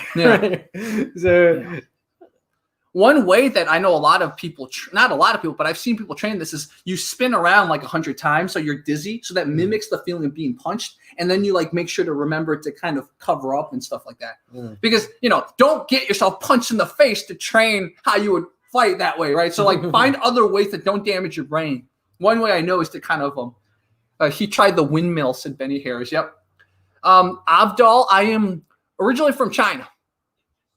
So he is still concussed, man. Wow. Yeah, I don't blame you. It's scary when someone's swinging like this, right? You just want to swing back. Or one way is just you want to push them away. But you have to just remember, just cover up, trust your hands, block, Or that's when you become a wrestler. Yeah, that's when you become a wrestler, exactly. That's like was it one of the Diaz brothers or talking about the fight that he had with McGregor. Yeah. He's like, all of a sudden he became I hit him if he died. Yeah. Now, Benny Harris says, better work your feet. Yep. Abdul likes Bruce Lee. Yay! We all love Bruce Lee, right? By the way, guys, follow Raul, Catch Wrestling Alliance. Follow him. Please give him some more subscribers. Is Jake Paul a good boxer? Nope. Jake Paul's not a good boxer. Yeah. He's like a wrestler, right? Like a collegiate wrestler. I think so, yeah. Do you need any more water or anything? No, I'm good. Still got my coffee. Mm-hmm. Do all you guys drink tea? All the people from other countries? Yeah. When I go to other countries, I think I see more people drinking tea, right? Which apparently is better for you, but for some reason I think tea does bad things to your teeth or something like that. I think both of them do. They both stain our teeth, but I like coffee. Actually, I like them both. Yeah. So Abdul asked, do you think Bruce Lee would have done well in UFC? Here's the thing, right? It's hard to judge Bruce Lee because he died so young, right? So let's say he had Bruce Lee was always trying to mix it up, right? So let's say he kept exploring stuff and eventually he did explore jiu-jitsu. I think he would have done well. But at the time when he died, there were definitely holes in his mixed martial art, right? So I don't think he would have done well. But considering his philosophy, if he really got to his peak condition, I think he would have done well. So I don't know if that answers your question, but if Bruce Lee did a few submissions in some of his movies, right, and they were not good submissions. So he obviously lacked a lot of the Newaza training. He did some judo, I think with Jean LaBelle or something, right? But he didn't do the Newaza portion, so he didn't do the jiu-jitsu. Yeah, I heard a rumor that, I don't know if you guys saw that movie, Quentin Tarantino's latest one, where Once Upon a Time in Hollywood, where supposedly Bruce Lee gets thrown around by a stunt guy. Yeah. I heard from someone, since you mentioned Jean LaBelle, I heard from someone that that is based off of a real incident. Oh, interesting. Yeah. But I wasn't there, and that was definitely a decade. That was even before I was born. So. Yeah. So but I heard because Jean LaBelle was into stunts and stuff, so they're always that a bunch of guys working on these sets and stuff. So potentially could happen. Whoa. Nice. So then I'll tell you this: when I went to China to train. I was there, in Beijing Sports University, a lot of kickboxers, a lot of real fighters. And they at that time they really didn't care about Bruce Lee, Mm-hmm. and they even asked me about it because I didn't bring it up. They're like, "Hey, are you a Bruce Lee fan? We don't think he's a real fighter." yeah. Ooh, Gaethje's in the house. Nice. But ultimately, I think if someone who is fighting like as seriously as Bruce Lee, or someone who's training, he'll definitely be able to beat a lot of people. Yeah. You don't know if he could have been a champion. Yeah. But he can beat people.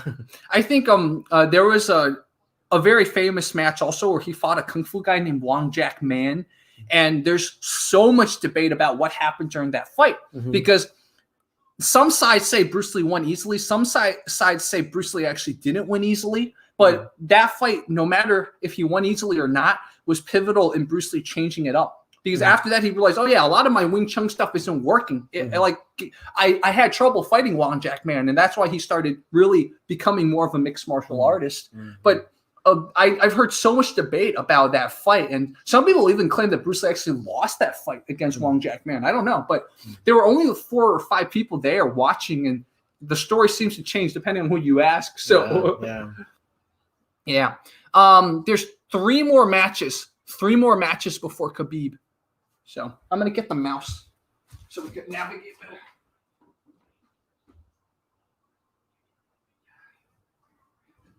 Oh, by the way,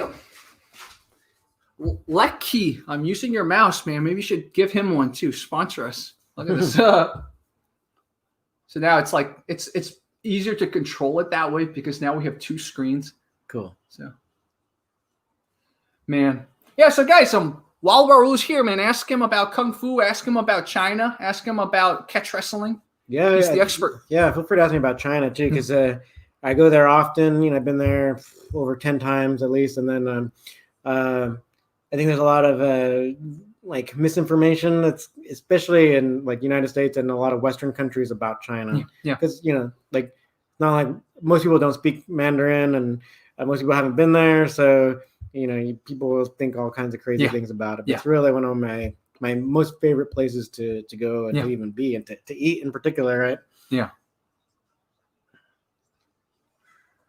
Yeah, and I think the way I would describe martial arts in China is the people who are serious about it are very serious, but the general public's definitely very apathetic. But it's not like there's nobody who can fight in China. There's a lot of people, like at the school he was training at, and a lot of these provincial schools that they get the state funding and everything. Those people are deadly Sanda fighters. But the general public doesn't grow up thinking they want to be an MMA fighter or something. There's less of that.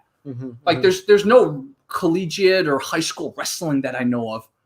No, and outside of the United States, only wrestling is freestyle, right? So. You'll have to, so like even in China, where if someone shows like talent at wrestling, they'll put them either in one of the Olympic sports, so either freestyle or judo. Yeah. Right. So then the traditional styles will be lacking in like the highest level talent. Yeah, exactly. So Papa Keegan says he really likes the armbar. It's his go-to submission. What about you? Being a catch wrestler, what is your go-to submission? Go-to submissions, actually, the double wrist lock, or you guys call it the Kimura. That's like one of our main ones. But you can do armbar. We usually would like to do it belly down. I usually like that because it's much safer because we have pins, right? So if you're belly down, you're not pinned, and you can still submit them. Let's see what other questions you guys got. So someone asked about the difference. What is catch wrestling? So it is one of the earlier styles that evolved in England. So it has influence from mainland Europe as well. But it evolved mostly in northern England, and it was one of the styles that didn't start off with a hold, right? So a lot of them actually, like there's like Scottish back hold. You had to be hugging each other when you started. So that's why. That's why you like in catch wrestling, it's called catch as catch can because you started neutral, right? You didn't start touching each other, and you can grab a leg. There's some styles where you can't grab their legs or whatever. So, and the wrestling can continue on the ground, but it's still pins or submissions. And famous catch wrestler is Shakirova, Kazushi Shakirova. He beat 4 Gracies, and then he rematched in their prime, yeah. And then he rematched Hawes, and Hawes won because he doped. and then he rematched. He fought a guy named Halleck who was much younger, and Shakirova was way past his prime, and Halleck seemed to have gotten some help from the ref. So Shakirova was no joke. He wasn't even quote unquote that good at catch wrestler. So catch wrestling's no joke, man. Yeah, so we're hopefully training people to become better at it. But yeah, we'll see, because we've got some people who are pretty hardcore right now that hopefully we can be getting them out, competing in public for you guys to see pretty soon. Kato Lee says catch wrestling is great, very underrated. Exactly, and that's why I wanted to bring him on, because I haven't been doing much grappling, but if I do get back into grappling, I think I'm going to start doing catch wrestling. So I'm going to be a student of Raul's soon. Well, we'll live stream all our classes. Yeah, exactly. Because that's the thing too. It's not like I don't do jiu-jitsu as well, but it's like I prefer this. I prefer even no-gi, and that's why I spend a lot of time at 10th Planet. Yeah. And but yeah, I mean, they can attest that to my ability, right? Mm-hmm. And catch wrestling is not pro wrestling, but that's the thing. It's like pro wrestling was catch wrestling, like real. You can win by pin or submission, up until definitely by World War I. Unfortunately, that's when it went to performance wrestling, and it's been that way pretty much ever since. And it's gotten more and more where you didn't necessarily have to be an authentic wrestler to be a champion in professional wrestling. Yeah. So that's why that's one of the only. That's why wrestling is one of the only sports where the professional version is completely different from the amateur version. Yeah. That being said, though, a lot of those pro wrestling cranks and holds, if you learn them the correct way, you definitely can use them. But of course, in pro wrestling, they're not actually hurting each other, right? They're acting it out. But a lot of their moves have basis in kind of real things you can use. Mm-hmm. Yeah. Like the Boston Crab, right? They've even used it in UFC, not UFC, but MMA. You've seen the Boston Crab before. Yeah. Not even just one. It's like a few of them happening. Yeah. Because I do have a lot of friends who've done pro wrestling for a long time. That's like their career. Yeah. And when they actually start doing some catch wrestling, they're like, hey, I'm not used to someone actually resisting me and all that. Usually it's actually really its own art, like professional wrestling. And like there's a lot of techniques, a lot of ways to make yourself lighter, right? So your partner can lift you easier, right? So they can do these spectacular suplexes and stuff like that, but you're assisting them to like lift you even higher and stuff. Yeah. So Tokyo is Japan's capital, people. Oh no, Dan was being sarcastic. I was wondering why there's this argument going on. So there's a lot of different countries watching right now, so people aren't getting each other's humor. I was wondering why people were arguing. Tokyo's cool too. I've been there. It's a lot of fun. So I don't know if you guys in catch wrestling do any kind of neck exercises with these things, but this is something that I love the neck flex. So I might as well give them a shout out. But this is something that I've been kind of working on. So I know a lot of boxers, they kind of put the weights and stuff on here and they kind of do that. For me, it's kind of, there's a band here. I kind of hold the band. I kind of do like this exercise a little bit.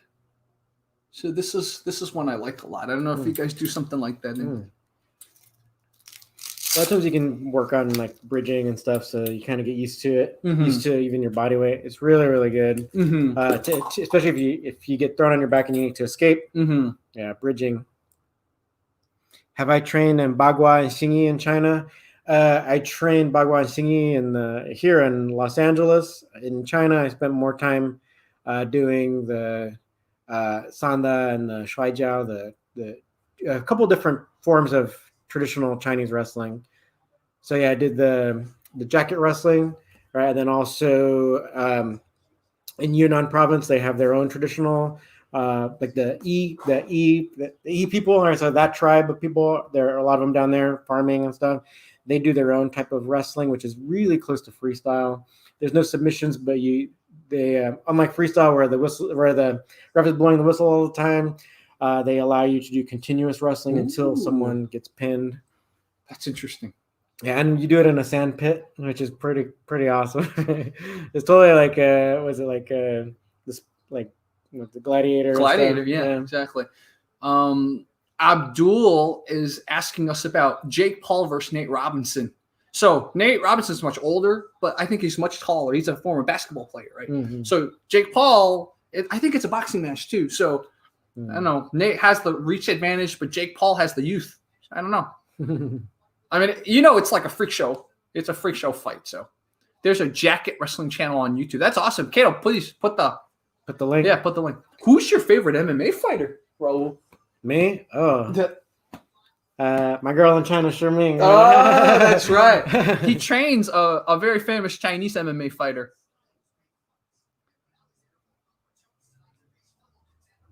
So ever mess with judo?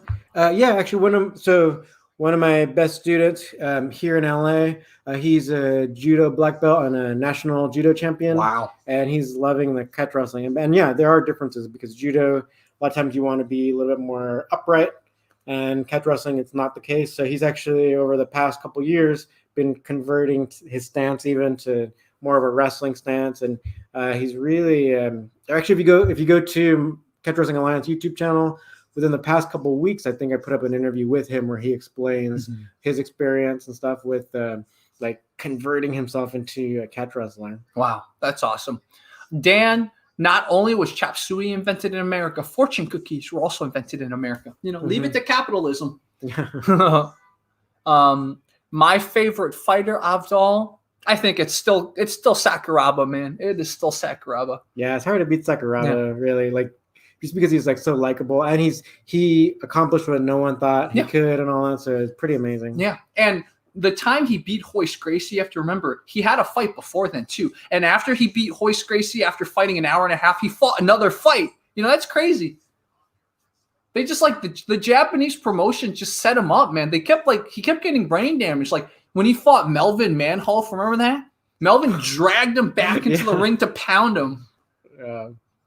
And then I don't think Sakuraba was ever the same after that. Or there was another fight before then, I think, where Sakuraba was pounded so many times that I think he was knocked out, but the ref just kept it pounded because eventually Sakuraba woke up and won the match. But that, I think, permanently damaged him too much. Oh, that's that one where he's trying to go for that knee bar, I think? Yeah, man. Someone like Zhang Wei Li is their favorite fighter. Yeah, I think she's great. And I really like that she's trying to promote traditional Chinese martial arts because I think a lot of them are effective. Yeah. And because it's like kind of coming from a different perspective, I think right now at least it can be more novel. Yeah. And that's kind of what's happening in one championship where a lot of these Sanda fighters, whether they're from the Philippines or Indonesia as well, like they're winning. Yeah. Avdol says currently, so not the old guys, but currently. Who's our current favorite fighter? Oh, that's hard. I think I like Holly Holm. I like Holly. She also beat someone who they thought was unbeatable. Yeah. Yeah, no, I totally like what's it called? Yeah, Zhang Wei Li. Even actually, I do like Justin Gaethje. I'm not a hardcore fan, but I've even seen some of his fights back, before UFC and stuff because he was already, in the news and stuff about like how well he was doing. Yeah. So he's someone that I've seen for a while. Of course, Khabib. Someone says Ali Abdelaziz versus Joe Rogan. Of course, Joe Rogan, man. Come on. I've heard a lot of stuff about Ali that I'm not going to tell on camera. I don't want to spread any rumors, but I've heard a lot of stuff about him. Adesanya is your favorite? Yeah. Actually, I'm really liking like the New Zealand scene. Yeah. It seems like a lot of good fighters from there. And it's real cool when like a country with a smaller population, like they're able to produce like some good quality. It's the Maori population there, I think. Mm-hmm. New Zealand, I think, was out of all the white countries that colonize other people, New Zealand was the best towards the natives. So like New Zealanders are the most like warrior-like because they like treated their natives as good as they could.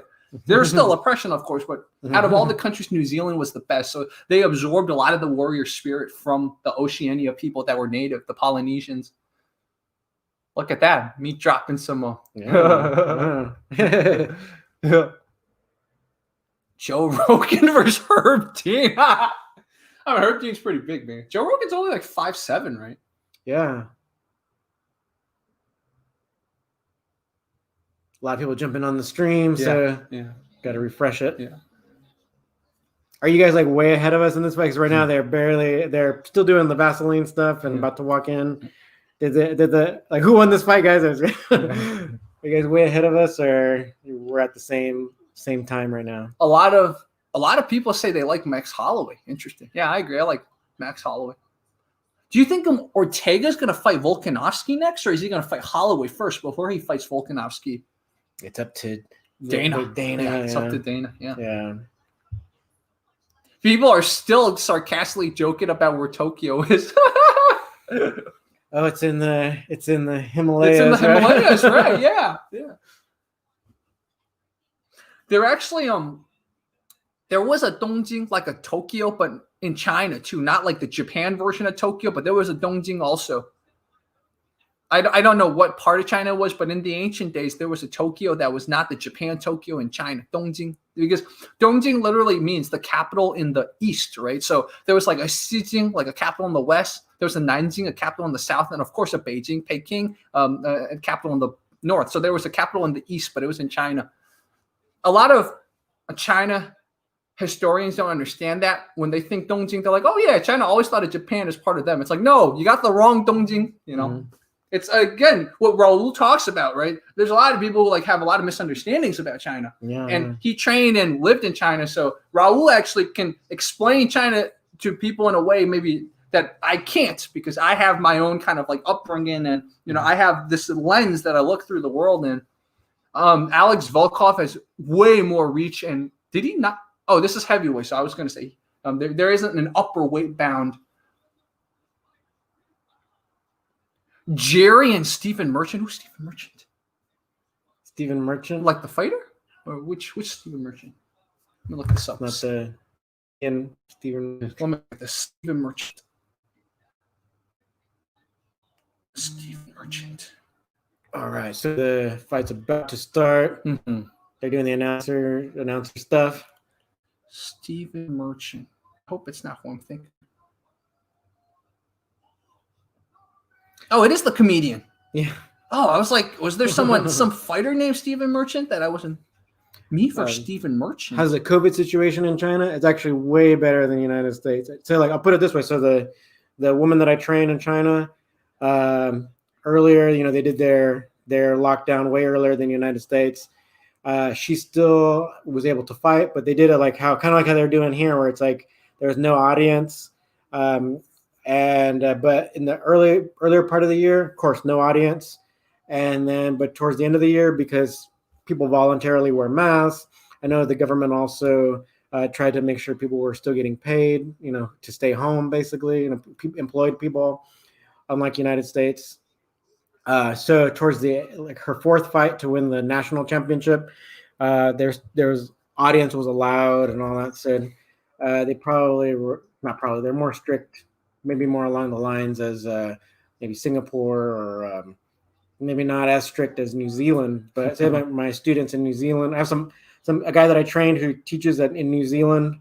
So yeah, he was saying their lockdown was very serious. And so these countries are doing a lot better. We're having a lot of places that are rural in the United States that are hotspots now. Mm-hmm. So I don't know how long, because right now I can't go to China because I'm an American. As an American, I'm banned. Yeah. I think right now we're banned from a lot of places, unfortunately. Yeah. Okay. So Harrison Volkov. Volkov got the epic tattoos, of course. Another Southpaw versus Orthodox fight. Guys, make sure you train against Southpaws, man. It's difficult when you first fight them. They're really different to fight, but that's why you got to train. Woo! All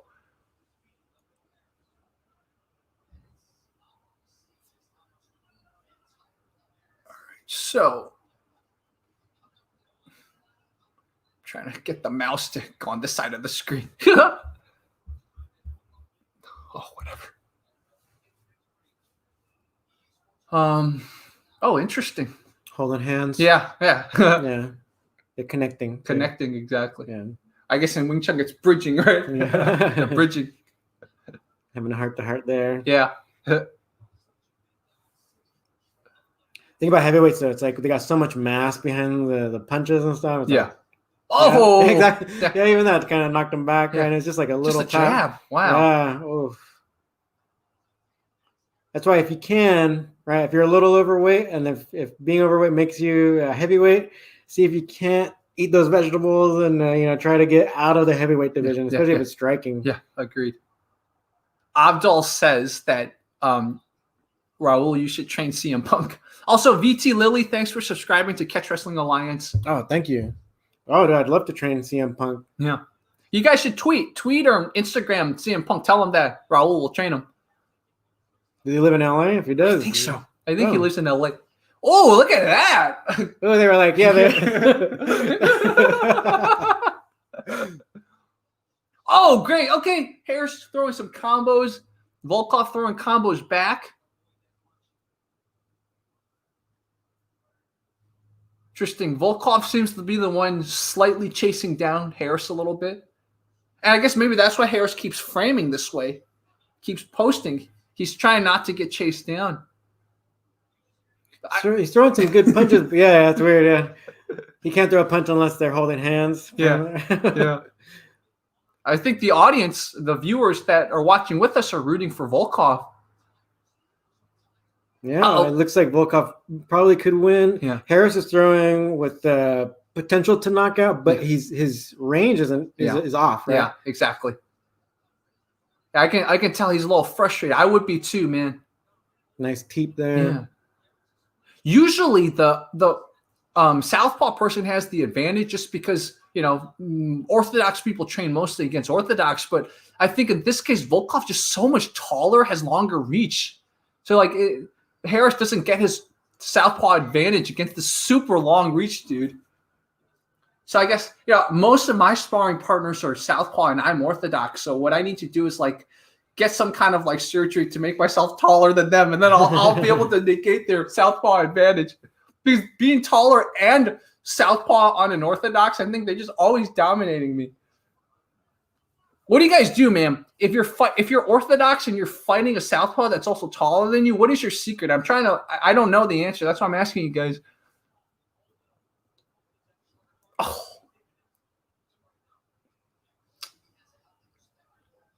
So they're just exchanging blows, nothing too crazy right now. Oh, that was great. Oh, Volkov fakes. Yeah. Yeah. Well, he faked a kick and then just went in with punches, and now he's got Harris kind of trying to survive. Oh, Harris is coming back. Swinging wildly. He swung wildly and then he left his hands down to look like, oh, did I knock him out? Yeah. Oh, no, I didn't knock him out. Yeah. Look at Harris looking at the clock. Harris is tired. Wow. Benny is Orthodox too. Yeah, you might have to take a hit if you're going to fight southpaw. You might have to take a hit to get in close, or you can even learn Sanda, right? Where we catch a lot of the kicks and stuff. So you can be aware of that and see if you can't catch one of their strikes as you try to close the distance or take them down. Okay. Sini says you always try to circle to your left side when you're fighting a southpaw. Yeah.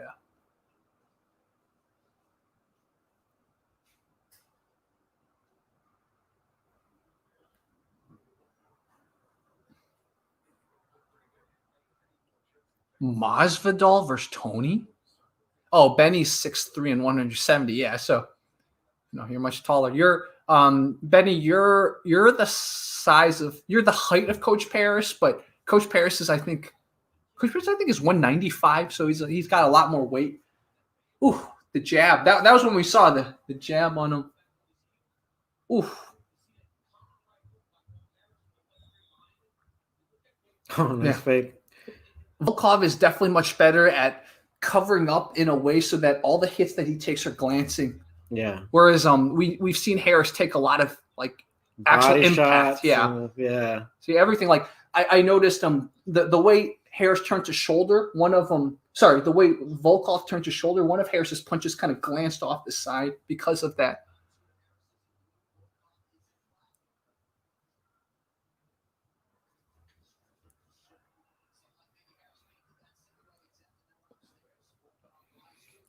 Harris has a lot of power in his strikes, so you can tell, but they're not quite landing. Yeah, and I guess he's trying to set up some fakes and stuff, but Yeah, it's just not working for him. Hopefully, something can work for him. I guess.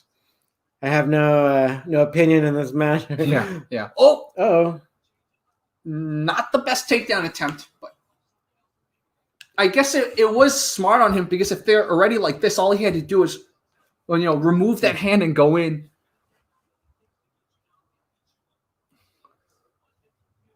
Both of their hands are their fingers are kind of like this, man. Yeah, both of them really are long. Yeah. They're both threatening an eye poke if they're not careful.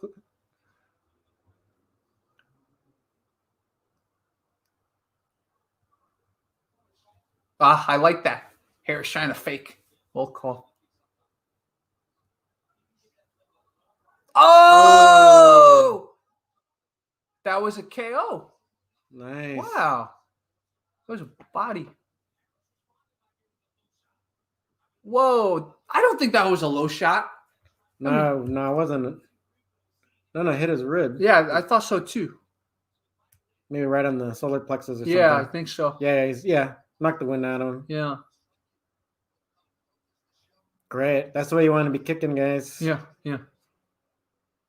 So I think Volkov won, but we'll see. We'll see if they're going to say it was a low blow. Who's playing now? It's you just missed the Gaethje fight. So let's the upset of the century. Oh, here we go. Look. Boom. Not a low. Yeah. Solar plexus. Solar plexus. Perfect.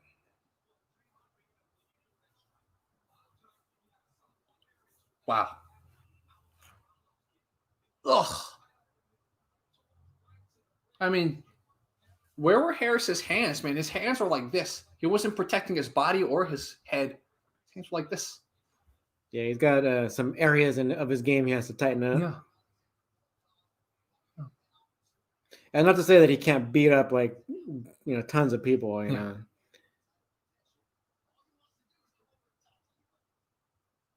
That's the one thing that kind of annoys me too. Where it's like you'll have people who don't really train whatsoever, and I can beat up that dude. And so say like Harris had a bad night, nothing was working for him. Yeah, but it doesn't mean he can't beat up a lot of people. Yeah.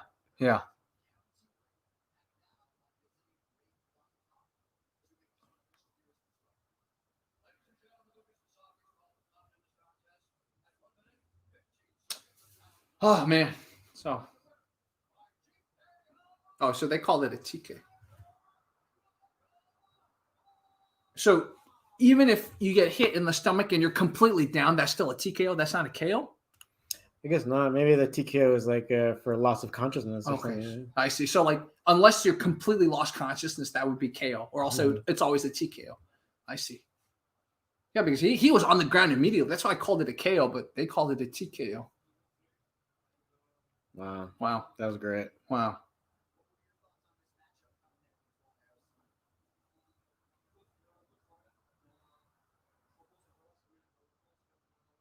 It's the same translator. Second loss in a row for Harris. Kamzat on Tinder or Drunk Connor? Kamzat on Tinder. It's some reference I don't get. Yo, who would win? Yeah. Kamzat on Tinder. Kamzat on Tinder. So this interviewing Volkov right now about his TKO win. Kamzat on Tinder. I don't know what the. Yep, Kato's right. Yeah. Solar plexus or the short rib. Yeah, that's why. You always got to be cognizant. You got to be aware of protecting yourself. What's a ledge? What is a ledge? A ledge? Yeah, what this guy says I'm a ledge. Let's see what a ledge is. What is a ledge?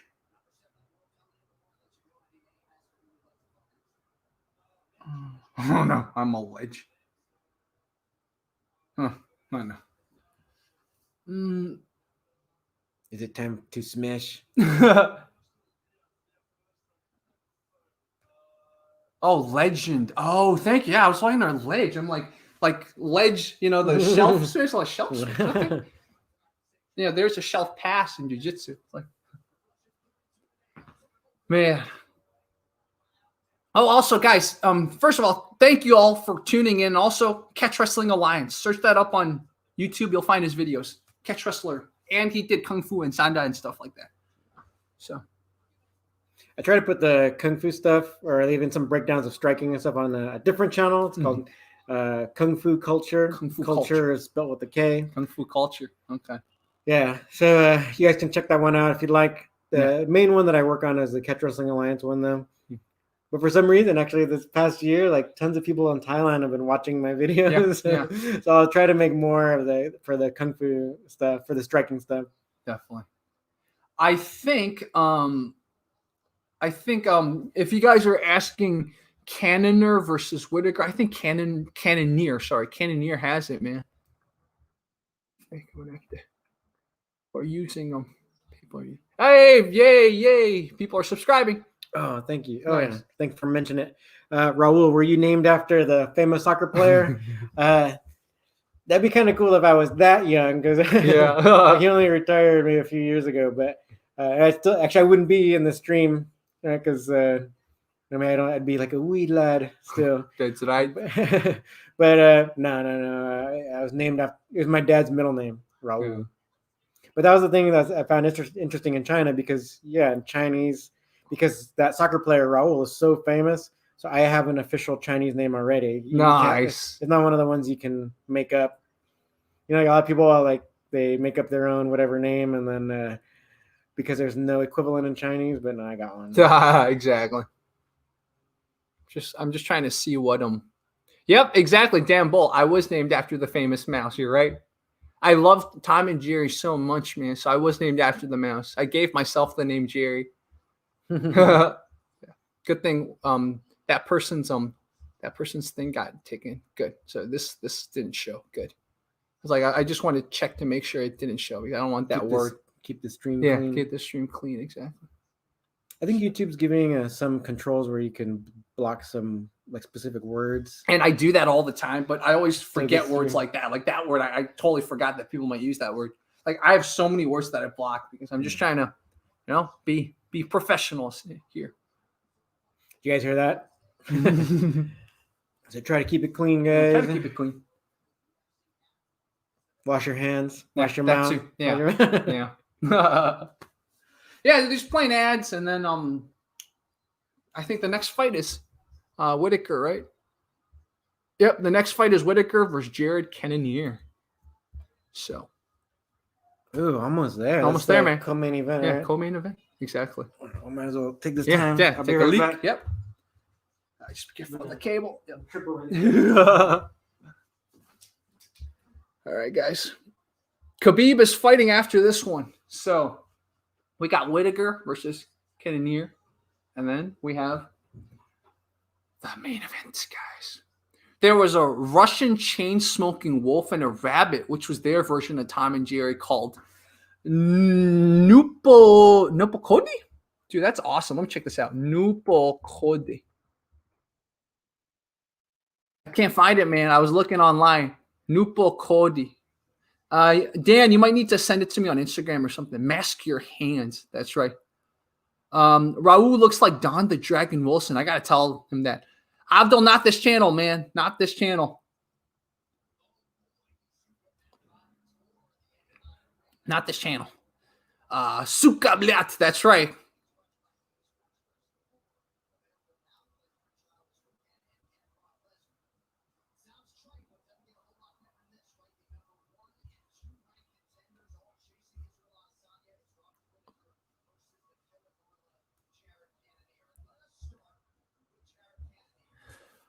All right. So this is the number 1 and the number 2.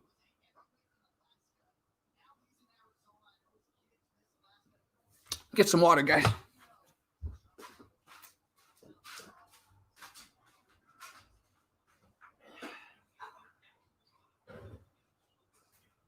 I'm stuck with the man in the mirror. I'm asking him to change his way.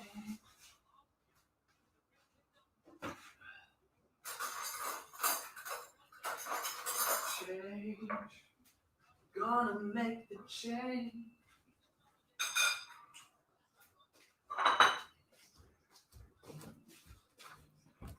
Got a little hungry, guys, so I went to get some bread and some peanut butter. So, all right.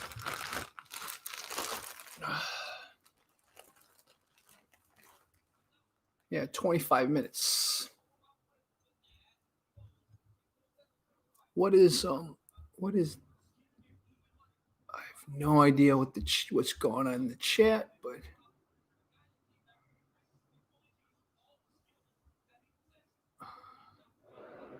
it's weird.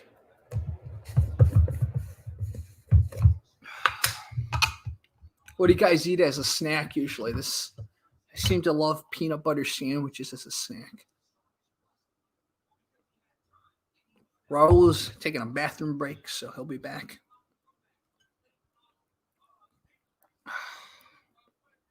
Sorry if this becomes a mukbang video for a little bit, but I just got really hungry. My coffee's wearing off, too. I got up pretty early today to prepare for this. So, if you're wondering where the other co-hosts are, Rob is in Arizona.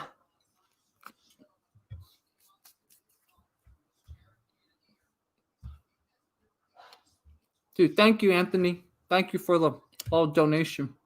So Benny's rooting for Whittaker. Cato makes banana cake. That sounds amazing. Yesterday, I ate half a pie. I was watching the Borat movie, and I just ate half a pie.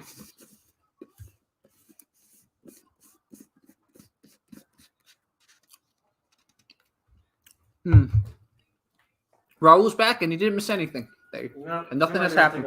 Yeah, this is definitely going to be long, but so Liber Eagle thinks that Justin will get smashed.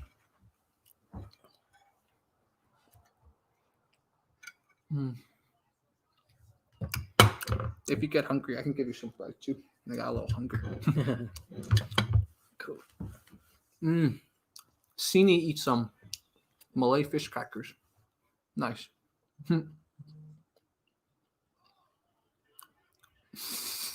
Okay. Yeah, guys, I think Justin Gaethje might get this, man.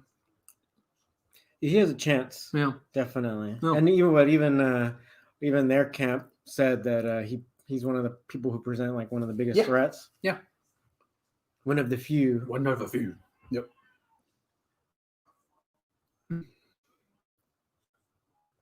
I'm checking Instagram to see if anyone sent me thoughts there. By the way, guys, follow Catch Wrestling Alliance. You can send all your hate comments to Catch Wrestling Alliance. I wanted John Evans from BJJ Breakdown to come too, but he got busy, so he wasn't able to come.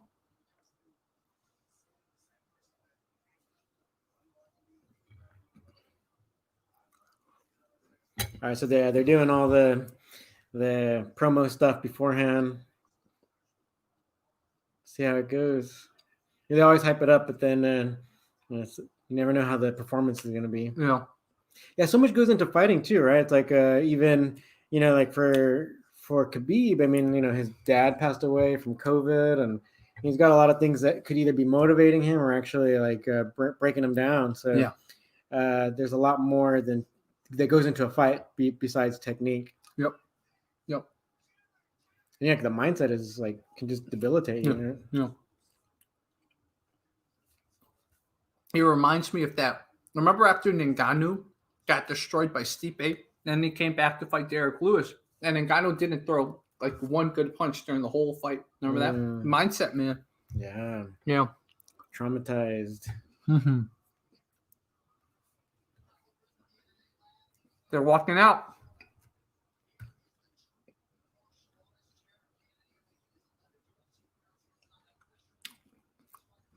Man, viewers really just want to see the Gaethje Khabib. No one's talking about Cannonier versus Whittaker. Is a number 2 in the division, but that's the thing. And I think because like based off that, we're gonna see a difference in like between UFC and One Championship, where it's like I think that One Championship, at least on their social media, they're always trying to promote and get people to learn about their fighters, right? So I think people get excited about the whole card, right? Mm-hmm. But here it's like in UFC, it's like I don't think they're quite doing the same effort. You know, trying to block all these users that are trying to, you know, we bought the pay-per-view, guys, and I was trying to block the user, and I actually put him on the stream. What do you say? He's trying to put a site, and I was like, no, guys, like support this.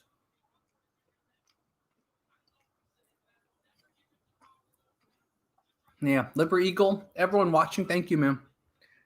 Tony Ferguson predicted a double KO. That would be great, right? That would be historic. Yeah, sorry. Next time. I just made a peanut butter sandwich. I got a little hungry.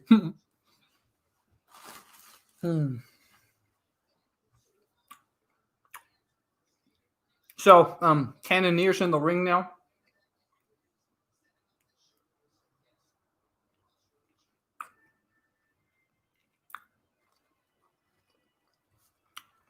Okay, Nicholas, no cursing, all right? If you curse again, you're blocked. Especially, we both understand what you said, so no doing any of that. How is Mighty Mouse doing in one? He's doing great, actually. He was able to win. Like I think they had like a lightweight Grand Prix, but yeah, he had a hard time. I mean, like he got really challenged because that's the thing. I think in one championship, you're gonna have these people who grew up doing higher level kickboxing. No. So the MMA looks different in one. And yeah, I think I've always felt that, like, especially having trained in China and stuff, I felt like when I come back to the United States, or say if you see MMA in the United States, it is kind of like maybe some kind of grappling mixed with boxing. So it's going to be different when you transition. You know, Eddie Alvarez had a hard time, right? Yeah. I think he got just like really beat up. Yeah, that first time. Yeah, that first fight.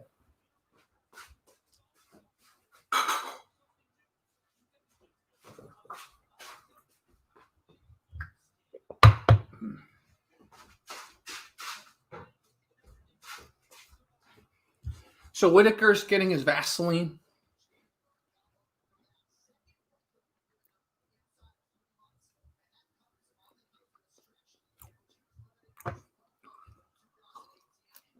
Silala is fighting next week. So there's some more Wing Chun soon. Yeah, sorry guys. Sorry about eating. I was getting low on energy, so too much talking and thinking. So Jared has way more reach advantage. Wow. Was the number one against the number two. Yeah. Cannonier's way older though, so he has experience on his side, but also his body's probably not as in tip-top shape as Whittaker.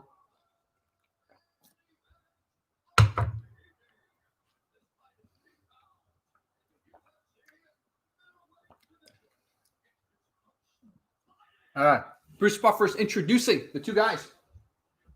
Also, guys, follow Raul, Catch Wrestling Alliance. Pin, comment, and description. No reason not to find him.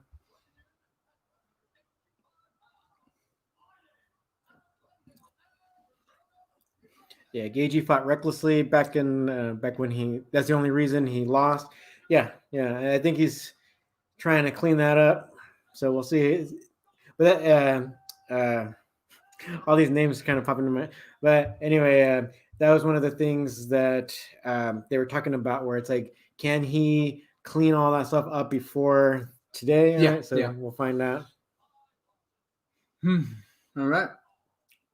You know, without the crowd, you really realize how long they take to do these intros, man. They got to speed this part up, dude.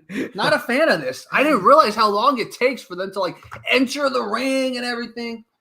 Like, why don't they, before they even enter, get the Vaseline done? Like, have someone check it so no one's cheating. But do the Vaseline stuff before, so by the time they enter, they walk directly in. Just a thought. UFC. Nah, man, nah. Because they need time to do all that extra video stuff. That's true. She is very cute. Whoever that ring girl is. This is the last fight. Oh, here they go. All right. Whittaker fighting like a karate guy. Yeah, bouncing like a karate guy, right? Point sparring. Yeah. Dude, another southpaw versus orthodox fight, man. I guess okay, never mind. Cannonier switched back to orthodox. I guess I'll look at Whittaker. Let me see how he... Dude, his hands are low, man. Yeah, seriously. Totally looks like a Shotokan or whatever. Yeah. He almost looks like Machida a little bit. Yeah. Machida would fight. Wow. Let's see if it helps him. Yeah, exactly. Oh, Whittaker! Oh, Whittaker just got kicked and he fell, and then Cannonier went to try to kick and Cannonier fell. Oh man! And now Cannonier's back to southpaw. It's interesting, dude. They're both much more controlled now. Yeah. I guess one fall. You're like, okay, all right. Ooh, Cannonier, very interesting switch of stances. Dude, if I were fighting Whittaker, I would be distracted by one of his chest tattoos. Look at that. It looks like you're playing tic-tac-toe on there. If he was an American, those would be like gunshot tattoos. Yeah, exactly. So Cannonier's the one that's moving forward.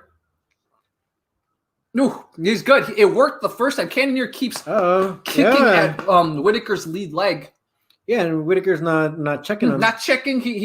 I think his karate stance got a little smaller now. Whittaker's lead leg's already very red.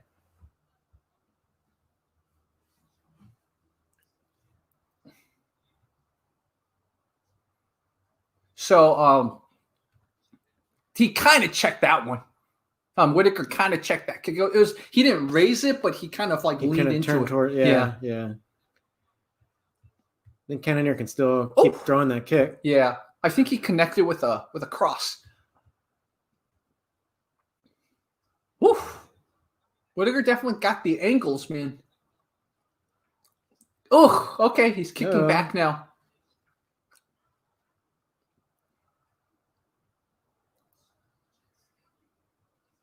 Look, Whittaker. Yeah, his punches are all coming from down here. It's interesting. Yeah, I think Cannonier really can continue his kicks. Yeah. There we go. But throw the other leg. Yeah, exactly. I guess Robert Whittaker always fights like that, right? His hands are pretty low. I wonder if he's like a Shotokan guy. Yeah, maybe I should look up his training right now. Interesting fight here. So see what's his training? Robert Whittaker. Let's see.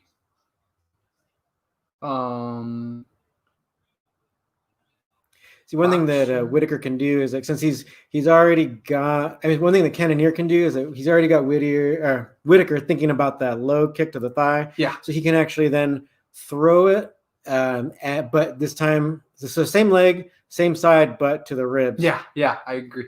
Or even if he's quick enough to the head really quickly. Yep, exactly. Yeah.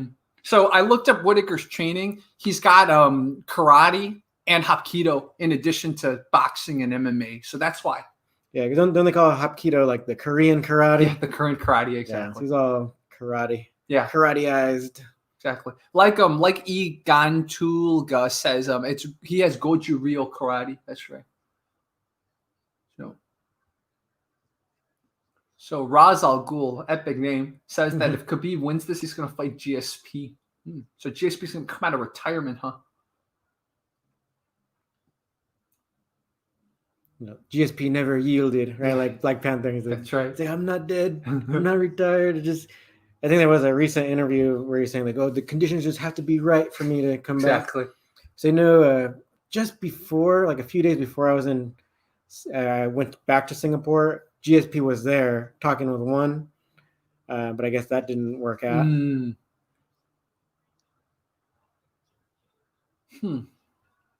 Interesting. I think this round goes to Whittaker. They kind of tap gloves at the end. A lot of respect being shown by the two fighters. Yeah, Whittaker's looking more energetic. Yep.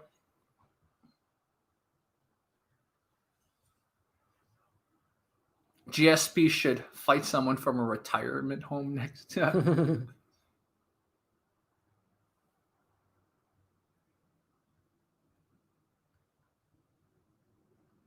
You can take on Mike Tyson. Mike Tyson, yes. I mean, yeah, that would be great. Or GSP versus Jake Paul or Logan Paul. That was the part. They're replaying that part where they didn't show when Cannonier fell, but the replay is also noticing that the kicking his lead leg is helping a lot. Cannonier kicking Whittaker's lead leg is really doing damage. And look at Whittaker's body. He's very light skinned, so you can see where all the hits have landed, right? That's all red. Oh, yeah. Yeah, they're glowing. Yeah, glowing. I guess that's the advantage of being more dark skinned. You can't, it doesn't show your bruises easily, so he has to watch harder to see where you're hurt. Ooh. Okay. It seems like it's the second or third time it's happened where Cannonier comes in with a kick and Whittaker punches him in the head. I think he kept his guards up so I didn't take too much damage. Yeah. I think you can keep with that strategy, but try to kick higher. Yeah. So this time, he's already got Whittaker thinking of that low kick, so he's already thinking about that counter strike, but now kick higher then. Yeah, exactly.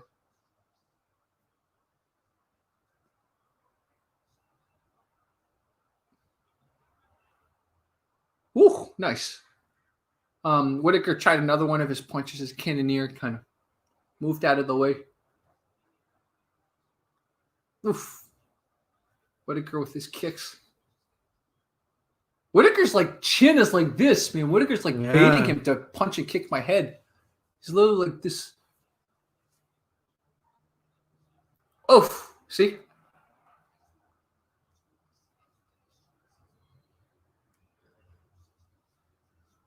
They've not grappled really yet, right? No. They've kept this a standoff. Oh, again, Cannonier kicking at Whittaker's lead leg. Again, dude, Cannonier. Like Raul says, if now Cannonier could follow that up with occasional rib kicks or head kicks, I think he's got this. You notice Whittaker kind of dropping his arms a little. He's so afraid of being kicked down there now. Yeah, so then now if Cannonier can kick his arm or whatever, maybe he can even disable that arm. Yeah. Because that was it Kung Lee versus Shamrock? Yeah, that's what he did. Broke his arm with that roundhouse kick to the arms.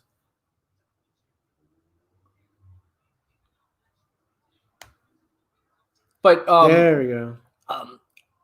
Whittaker's weapon seems to be his jab, and his cross seemed to land the most. So,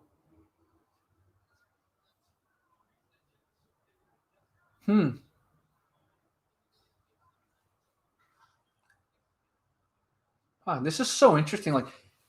Whittaker's hands are so low, but his jab is so fast. And his jab's not coming from here. Look at him.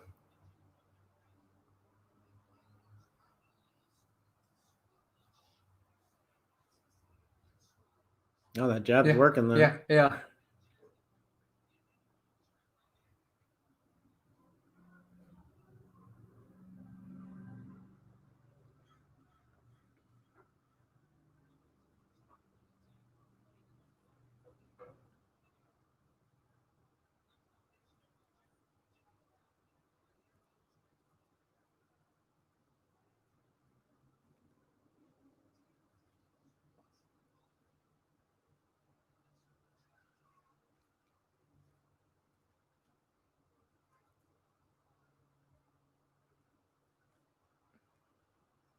It's interesting always when in MMA fights they only do striking, right? I love to watch kind of how it's different than, let's say, kickboxing with bigger gloves or Muay Thai.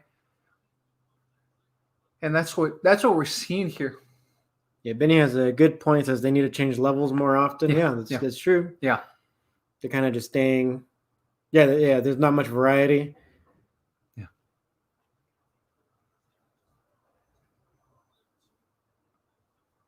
Thanks.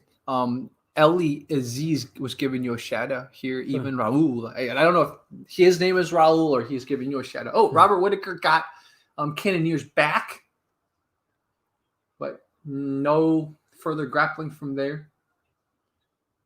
And then this looks to be sponsored by the U.S. Air Force. There's that kick that Cannonier keeps throwing, the kick like this, it doesn't seem to be working, man. So he should stop throwing that. Like, that's working. Keep throwing that. Dude, Robert Whittaker's lead leg is going to be completely like, he's not going to be able to walk on his lead leg after this fight.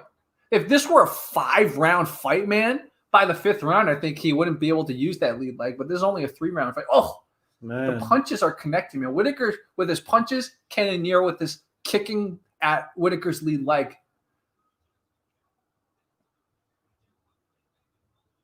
I know Raul, in Sanda, right? A lot of the Sanda fighters use the push, the side kick more, man. Way more than, and you see John Wei Lee use it much more. But for some reason, because I guess a lot of these Western fighters are more Muay Thai or karate trained, they don't use the side kick as much. Yeah. So actually, since Whittaker is like a karate guy, why doesn't he throw it sometimes? Yeah. That'll save his leg a little bit more. Yeah, this is what I found over the years, like teaching. I think a lot of people either they already lack the flexibility because it is kind of one of these weird positions, like especially when the leg is already kind of up and kind of pushing it out the side, and you still want to be kind of facing the person, so you are kind of twisted in a weird way. But teep, whatever, it's just like you can still be facing the person, and like the kick goes straight forward. Yeah, it's much easier. So it does take if someone wants to learn it, they can, but it takes a while to get used to. I agree, and I think you need to build the right stabilizer muscles too to do it right. Because even when I did Kung Fu, I don't think I ever felt like I threw the side kick completely well because I just lack the stabilizer muscles. And so what I've been doing now is just I've been doing it very, very slowly. Coach Paris calls it isometrics. It's been doing it like very, very slowly just to build the stabilizer muscles. Sure. Yeah, it's a lot of like even obliques and all that where it's like you got to really almost do like a side crunch to keep your leg up and then to send it out straight. All right, next round. Is this 3rd round? Yeah, round 3. All right, see what happens. See if someone gets the finish. Yeah. Whittaker might be coming in a little bit more aggressive now. Yeah. Still just jab crossing. He's like jab crossing, but from a karate stance. It's so interesting. Man, this is so cool to see kind of like him incorporate good boxing in a more karate way. Literally, like, Whittaker's like this. Oh, they can't see. But Whittaker's like what you imagine a karate or taekwondo guy looking like. That's how Whittaker's moving. Dude, that jab is connecting, man.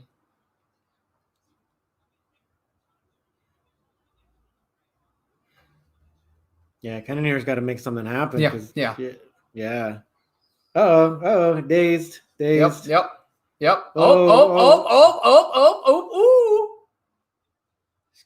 He's got it. Okay, to his credit, Cannonier, I think, has survived this onslaught. Into guard. Yep. Whittaker, I think, was trying to pass it, but he accidentally passed into his guard. Yeah. Doesn't look like he's trying to make anything happen with that guard, so. Oh, yeah. Whittaker's already stepping over to half guard. Yep. Yeah, that's not even really much of a half guard. Yeah. So I don't think Cannonier's got much on the ground there. He's probably way tired too. It's so interesting when you think of grappling when there's a cage on one side, right? It really limits what Cannonier can do. So Robert Whittaker has Cannonier against the cage, and he's in Cannonier's half guard a little bit. He's almost what Robert, I think, is attempting to pry that leg open to go in there. There you go. Going to mat. Oh, he's in kind of half guard on the other side now. Yeah. Man. Uh-oh. Okay. He has mounted. Whittaker has mounted Cannonier, and it's against the cage. Wow. Yeah, it looks like Cannonier has like no jiu-jitsu ability. Yeah. Oh. Nice, Whittaker's got the back. Nice transition. So Whittaker's got both hooks in.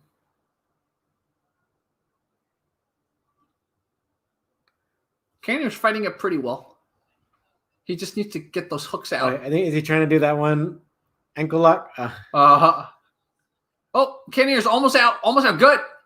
He successfully defended the rear naked choke attempt.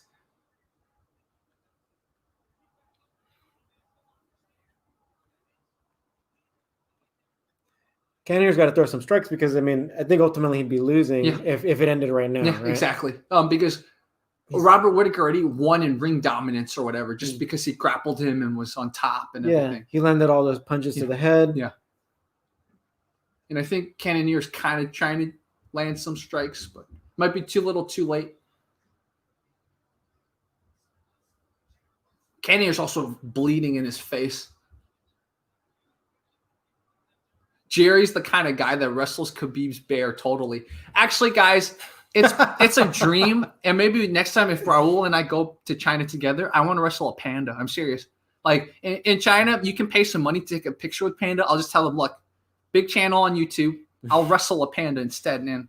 I think that I can make it happen, okay? All right, I think we can go to Chengdu, right? Yeah, Chengdu, my hometown. Are you from there? I'm from Chengdu. Yeah. So for people who don't know, that is like one of the food capitals of the world. Yeah. Right. So if you want to go to Chengdu, I'm ready. Yeah, I went there one time just to eat. Yeah.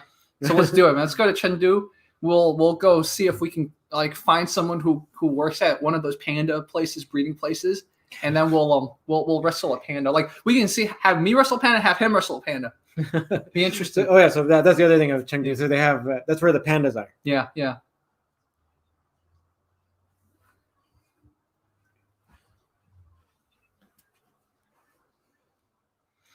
It's interesting because I don't think pandas. Cannonier caught Whittaker with a jab. Whittaker keeps moving. So ultimately, I think if it's not finished in the next few seconds, then Whittaker probably got this. Yeah, Cannonier swinging for the fences, man. He's trying. I think Whittaker got this. He's got Cannonier pinned against the cage again. So this is counting towards. He did a foot stomp too. Cannonier tried to do a knee, and Whittaker just threw him with the momentum, so Cannonier fell. So Whittaker's pinning Cannonier against the cage. Okay, Whittaker got this. He won. Yeah. Wow. Yeah, Whittaker won. Cannonier thought whatever. Doesn't matter. But I was going to say, I don't know how flexible pandas are. Even though pandas are technically carnivores, I don't know if pandas are able to put you in guard. I just thought about that. Like bears can't put you in guard, right? So I don't think pandas can either. Yeah, the opinion, they're freestyle. Yeah, they do freestyle. They do freestyle. So if I'm wrestling against a panda, I basically have to I'm fighting for top control because on bottom I have them in guard. The panda will just be like, okay. Yeah. The panda probably won't pass my guard. The panda, my fear wrestling a panda. I can't believe we're talking about this, but my fear wrestling a panda is that it'll scratch me if it feels panicked. Yeah. So we'll have to get some kind of panda that doesn't panic if it's in a disadvantageous position. So that was it's showing the jab, the one jab that Cannonier caught Whittaker with, and then I hope it shows when Whittaker flipped him after he tried to throw the knee. Are they gonna show it? Nope. No. Look at how many head strikes. Whittaker landed 65 head strikes. Cannonier only landed 9. But Cannonier landed 22 leg kicks. But Robert Whittaker also did a knockdown, right? So yeah, the edge goes to Whittaker, definitely. And I think a lot of times leg kicks, they're not going to be counted as much because it's not to the head. Yeah. But even though they can be more effective, they are part of an effective strategy. Yeah. But I think Whittaker got it. Yeah. Yeah. So Benny, you were right, man. Whittaker definitely did well. Man. Pandas are mashed to Barambolos. They do. Oh yeah, Panda Barambola, right? Yeah. Yeah, man. So you got to get good.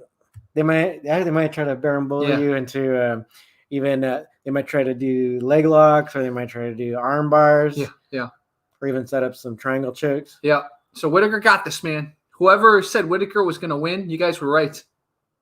So next up, guys, they're going to have a long commercial to kind of tease the fight, which really they don't need right now because everyone just wants to see the fight. Dude, it's 120. Wow. It's started at 11. It's 120. Well, guys, give Raul a shout out, man. Go to Catch Wrestling Alliance. You can find the link to his channel on pinned comments, description, or just search Catch Wrestling Alliance. But next up, it's the final event, man. Get some water. Your water's there. Oh, thanks. You guys got any questions while we got a long time before the fight starts? Hey, Tom. Did you comment on the other channel? I'll check if just let me know if there's anything in particular you'd like me to make a video about. I'm totally open to it.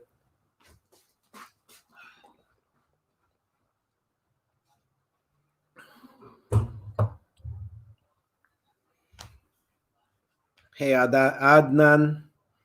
I like all your guys' names. It's pretty cool to see all names that are from all over the world and stuff. It's really cool. In LA, we have a lot of people from all over the world. So that's another cool thing about some of our major cities in the United States. Like LA was called the new Ellis Island. So people who don't know, so a long time ago, a lot of Europeans came into the United States through New York City, and they had to stop and register at an island called Ellis Island. But a lot of immigration now is happening through Los Angeles. So we have a large variety of people from around the world in LA now, which I think it's really cool. How long was I in China? I've been in China. I've been in China off and on, for over 10 years. I was in Chinese the sports university back in the early 2000s.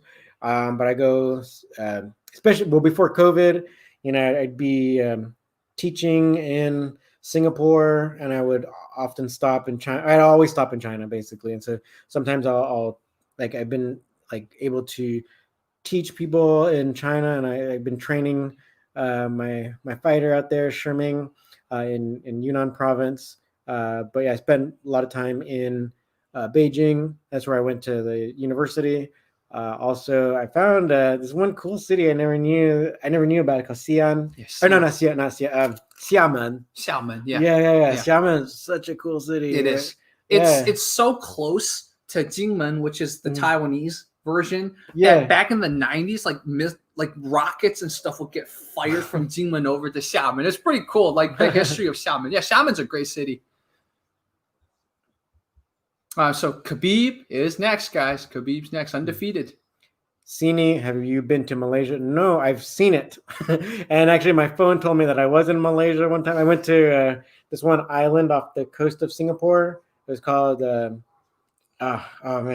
it's one of your natural reserves. Ulu, forgot.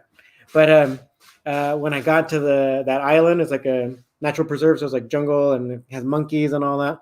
My phone was like, "Oh, you're in Malaysia now," but I think I wasn't officially in Malaysia. I've just seen it. But I'd love to go. When was I in the UK? It's been a few years now, but basically 2000 to 2005. 2010 to 2015. I mean.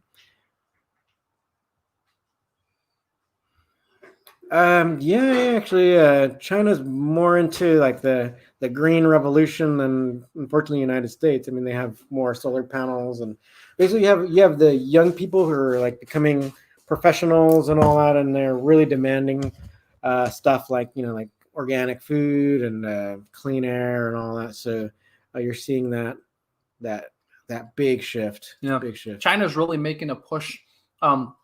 They've been planting so many trees. And it started in the 90s, but they really started planting a lot of trees in the 2010s. Yeah, have some raisins. Yeah. Thank you. Yep. So yeah, they're still going through a lot of ads. Call of Duty. Remember that movie, the wrestler, where he's like, "Call it Duty." Yeah. Almost there, guys. Almost there. London in the house. What's up, Smith S?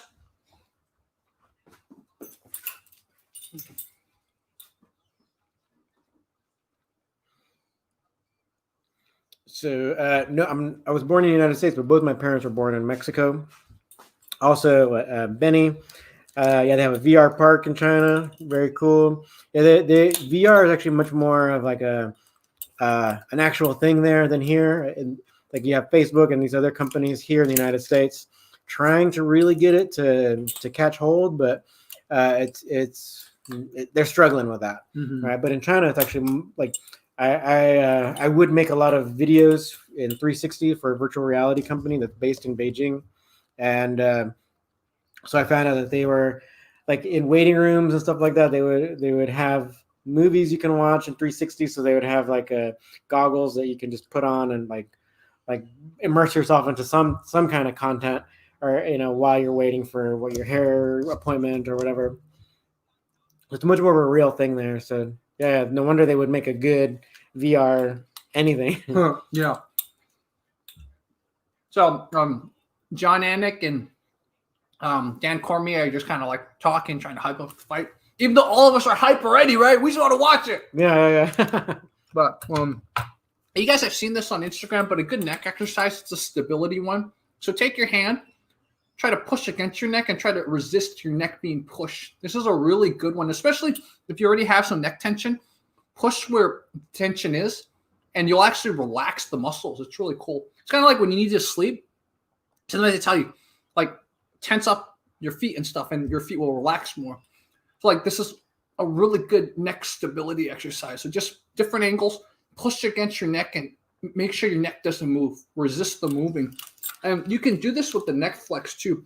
By the way, they're not paying me to do this. I just really like the neck flex. So you take that same exact thing that you do, but because the neck flex has bands, what you can then do is you can just, so instead of pushing, you pull. So you pull and you resist the pull. So see, I'm pulling and you resist the pull. You can attach in different directions. So just if you're looking for neck stability exercises to do, this is a good one. Ooh, weak on this side, shaking. But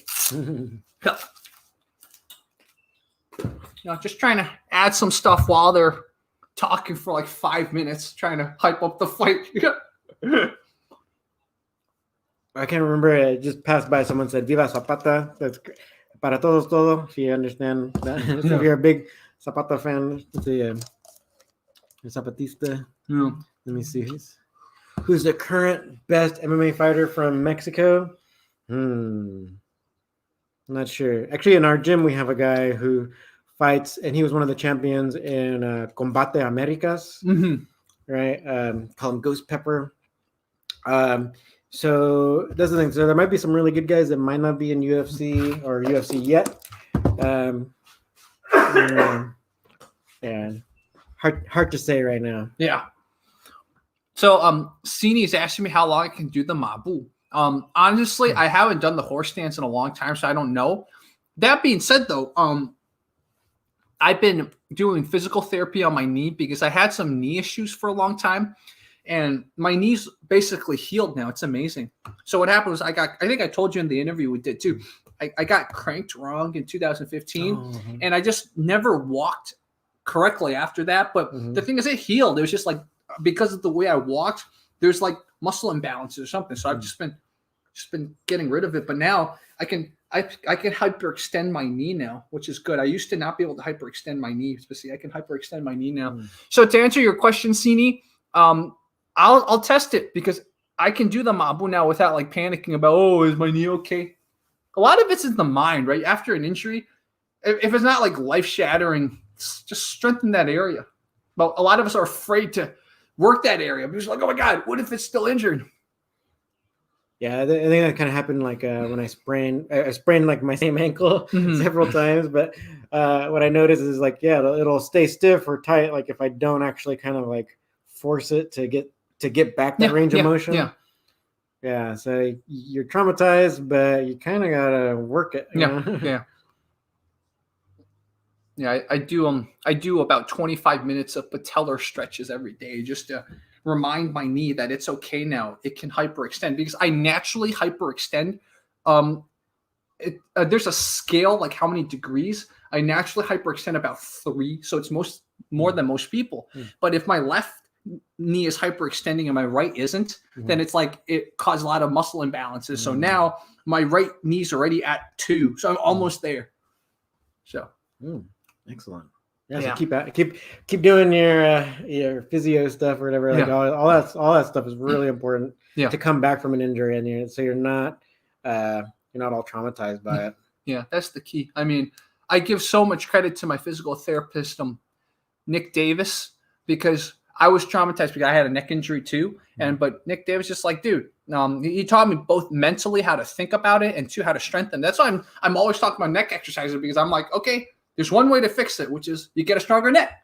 So in the future, whatever happens, I bump my head sometimes now and I'm okay, right? It's like you just have to prepare for inevitables. You get hit. You get hit when you do martial arts, right? Yeah. But thank goodness that it's not my head or my neck that has issues anymore. And that's why martial arts is so empowering, right? If you just say, okay, whatever, I get a little injured, I'll not get injured in that area again because now I know a weakness in my body. And it's really empowering to fix a weakness. I watch my videos from 2018, 2017. Look at how small my neck was back then. I'm serious. Not only was my neck small, it was like this. I had 4 neck posture, you know? Now this neck is big. So you get hit, you're okay, right? I just actually punched myself a little. He blacked out for like a second. Yeah. All right, fight's gonna start. Well, at least they're gonna come out. Oh, actually, to the viewer who saw that, that painting is done by a fellow Native American like Raul. So that painting was done. Remember that little kid that I filmed with? That's his uncle. That's the little kid's uncle. So for those of you who are wondering who did that painting, it's the little kid's uncle. Who, remember the Holly Holm video? The little kid was the guest, right? And I was asking you guys who you thought that kid's uncle was. Well, hint, that's the uncle did that painting.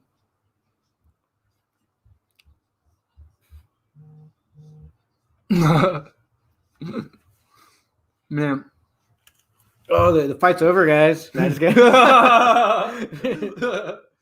Now they're barely walking in. That's why we're talking about other things. Exactly. So Gaethje is barely gonna put the Vaseline on and all that.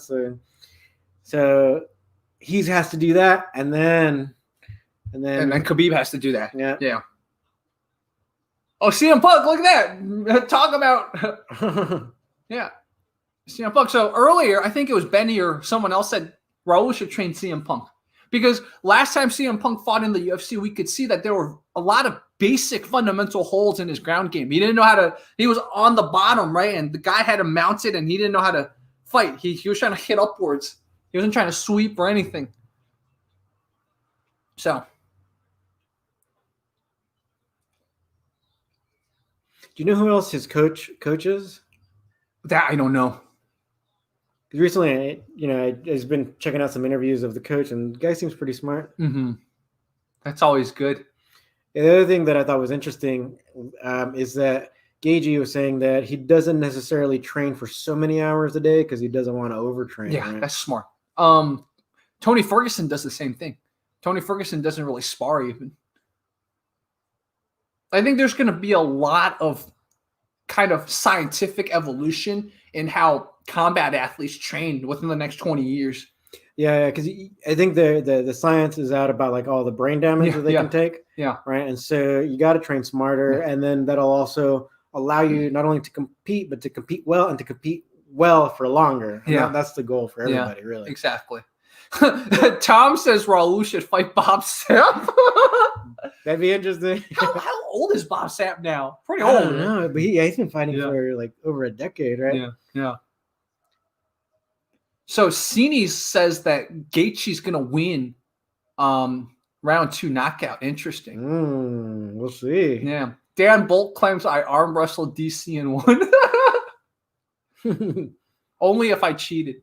Only if I went 1, 2, They only have bending your arm like all the way around. Yeah, like, exactly.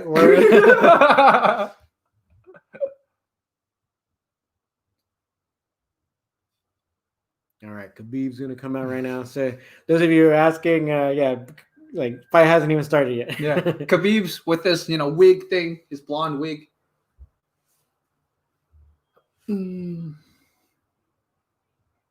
Oh, by the way, guys, there's a product called the Iron Neck, and I was looking at some of their exercises they were doing. It was really interesting. So there was one exercise they were doing.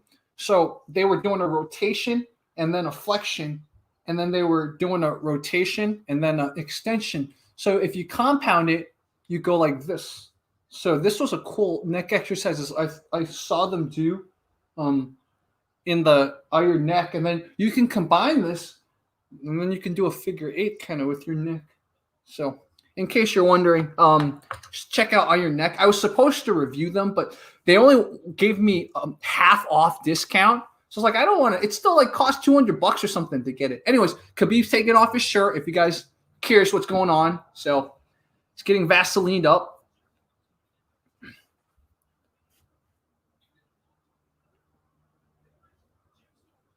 And of course, the obligatory kind of hug all your coaches and your team.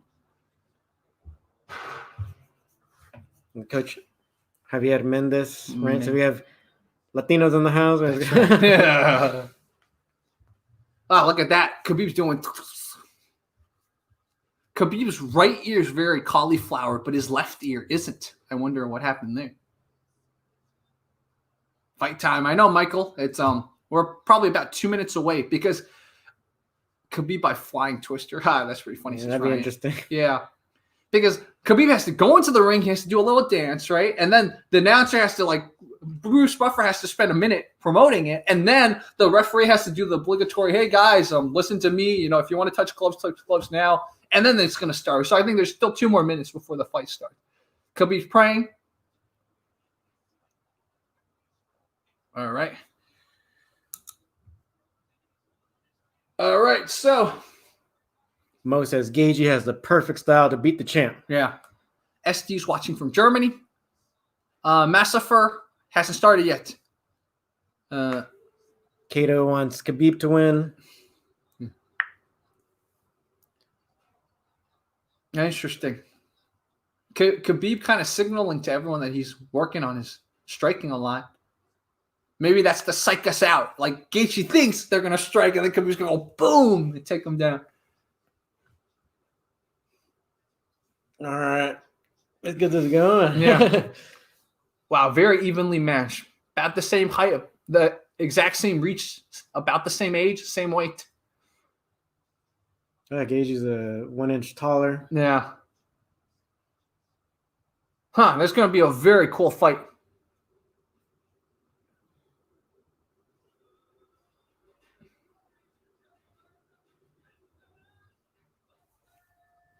Bruce Buffer announcing this is the main event. Yeah, those guys are looking pretty relaxed. Yeah. Oh, Mustafa is watching from Turkey. What's up, Mustafa? Jason Herzog is the referee. Kato Lee thinks that Khabib's going to keep it to the ground.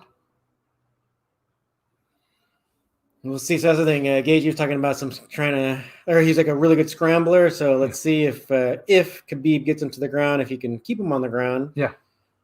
Yeah. See, I told you guys it's going to take at least 2 more minutes, man. Bruce Buffer got to pump it up a little. Yeah, it's giving the fighters plenty of time to warm up. Yeah, and get really nervous and psych themselves out if they're not careful. Yeah. Yeah, they go in excited, and then it just takes so long. They're just like wiped out. Yeah, by the time that they actually start fighting, the adrenaline dump's already gone, which is probably good, actually. You don't want the adrenaline, and then you kind of like going, swinging, and then, middle of the fight,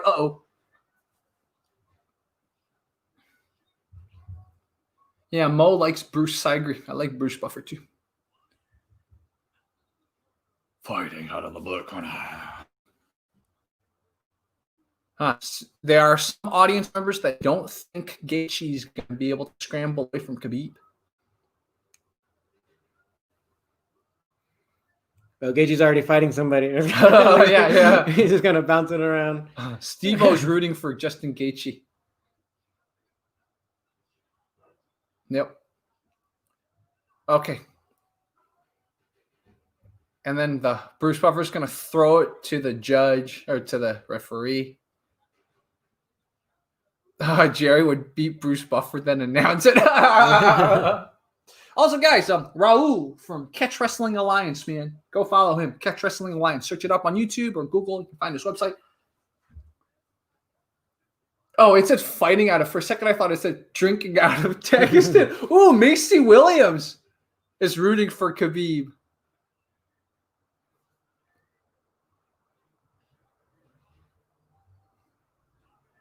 Chris Pontius is rooting for Khabib.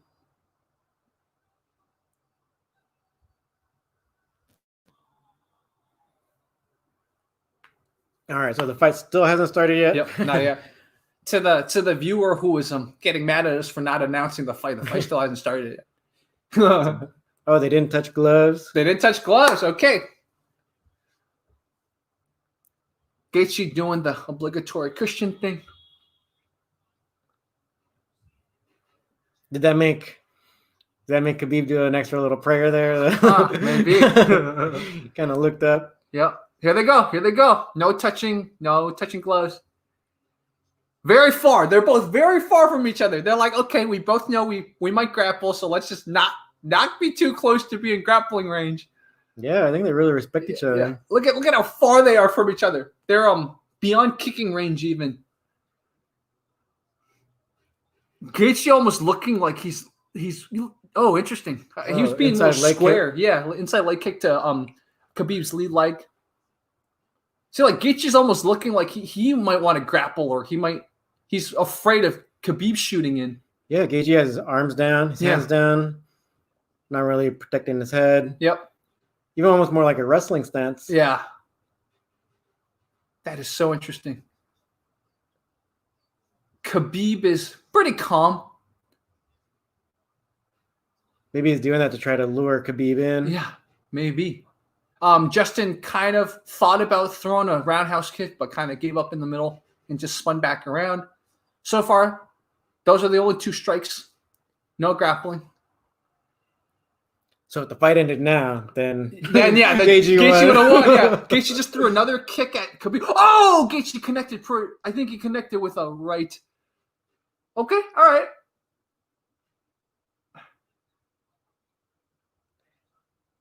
Yeah, Gaethje's throwing some strikes, and like he is throwing them from weird angles. Yeah. Which I think someone from a wrestling background could probably do, because they're used to being like crouched over. Exactly. Oh! Khabib tried. He tried to initiate the grappling. Didn't work. Khabib's jab hit. Did it hit Gaethje? Just grazed. Maybe just grazed. Gaethje's again connected a kick with. Oh, okay. Khabib attempted a single leg. Oh. Wow. Gaethje's scrambling, man. He's doing a good job. So far, Gaethje has this round. Woof! Gaethje got to be careful with that overhand left, man. He's overextending that. He's tagging. Yeah, he's tagging him. The thing is, Khabib has so much on the line. Like, he's got extra kind of like hit absorption. Khabib throwing kind of these wild uppercuts. Wild uppercuts, yeah. That was great. Khabib hit Gaethje with a kick. Dude, Gaethje got to be careful. He throws these wild overhands, man. Oh, a knee by... Did that land, or did that hit Gaethje's hand, or did it hit his hand? I think it hit his hand, but Khabib's so much more confident now. I think he's figured it out. Dude, okay, all right. Gaethje threw a kick at Khabib's head, didn't land, but Gaethje's thinking different levels. Gaethje's kind of running. Great, another kick at Khabib's lead leg. Khabib's boxing's gotten much better. Khabib throws a jumping knee, doesn't land. Dude, Khabib's boxing got much better, man. Wow. It looks like Khabib's getting a little bit more comfortable now. Yeah, definitely. Dude, Khabib's boxing got much better. Ooh, Gaethje got Khabib with a left jab while Khabib was throwing a kick. Khabib, he drops his hands when he strikes, though. His hands are flailing. Nice uppercut. Yeah, nice uppercut by Gaethje. Yeah. Yeah. So yeah, I think it is affecting Khabib a little bit. Yeah. Khabib's trying to maybe grab. Yeah. I really think Khabib might be getting a little frustrated. Yeah. Yeah. Oh, Gaethje throwing, but Gaethje is looking maybe a little bit more worse. Yeah. Worse for wear, right? Yeah. He's definitely absorbed some strikes, but he keeps connecting with this. Okay. All right. It's on the ground time. Yeah. Khabib got him down. Yeah. Looks like he's gonna work for that double leg. Yep. Trapping both of his legs with the triangle. Yep. And Gaethje's now pinned against the cage, but there's only about 25 seconds left. So. Oh dang. He's not. So yeah. Oh, actually, a pass guard to mount. So Khabib is on top. Oh, looking maybe to see if he can do an arm bar. Yeah. Oh, he's trying to do like an arm scissor. That's actually really uncomfortable. Interesting. Is it cranking the bicep right now? Yeah, it's kind of like digging the bone into the bicep. Oh wow! And then putting his leg pressure over that arm, so it's like really folding the arm over your bone, so it's painful. Wow. So let's catch up on the comments. It's the end of the first round. Let's see if Gaethje can keep his energy up. Yep. Flamenco says Gaethje is too small to knock Khabib out. Interesting. Khabib's been working with Cormier, says Cato, so that's improved his wrestling if that's possible. The only one that could beat Khabib is okay. We already saw that. Let's see. Gaethje's leg kicks are good. Yeah. Gaethje's wrestling is good. Scrambling. Yep. So let's see. They're doing the replay now, and yep. So I think it did start off relatively good for Gaethje. You got a bunch of kicks, inside leg, outside leg. But I think ultimately now Khabib's kind of getting more confident, getting a little bit more ring control, and was able to just like run in and get that double leg. Yeah. The funny look on Gaethje's face when he did go to the ground, he's like, oh my God, it happened. Oh, he got me down. Yeah. So second round, man. It's too hard to tell who won the first round. But we'll see what happens. First round was very close. That's all I say. If you notice, their distances are much closer now than before. Yeah. Dude, it's crazy. Gaethje looks tired, man. Khabib doesn't look tired at all. So look at that. Khabib landing kicks on Gaethje. Gaethje's nose is bleeding too. Oh, man, dude. This is not looking good for Gaethje. Wow. Khabib is chasing or walking down Gaethje now. Gaethje's trying to not be chased down. Come on. Oh! I don't think that was a connection. It was more just Khabib slipped. Yep. Gaethje again chopping away with leg kicks at Khabib's lead. It's never a good sign when some fighter just kind of has their hands out. Yeah. So Gaethje's just trying to like put out some kind of defense. Yeah. Oh, okay. Oh, he's able to get the takedown, took the back almost instantly. Yep. Gaethje rolled over onto his back and is in. It's almost an arm triangle, but he was able to get out of that. Yeah. Oh shoot! It might be a triangle. Oh, triangle to arm triangle bar. To arm bar. I don't think he's really tightened in that triangle. Oh shoot! Gaethje tapped. Wait. What? I thought he tapped. He's tapped. Yo, Khabib won. Khabib won by triangle. Wow.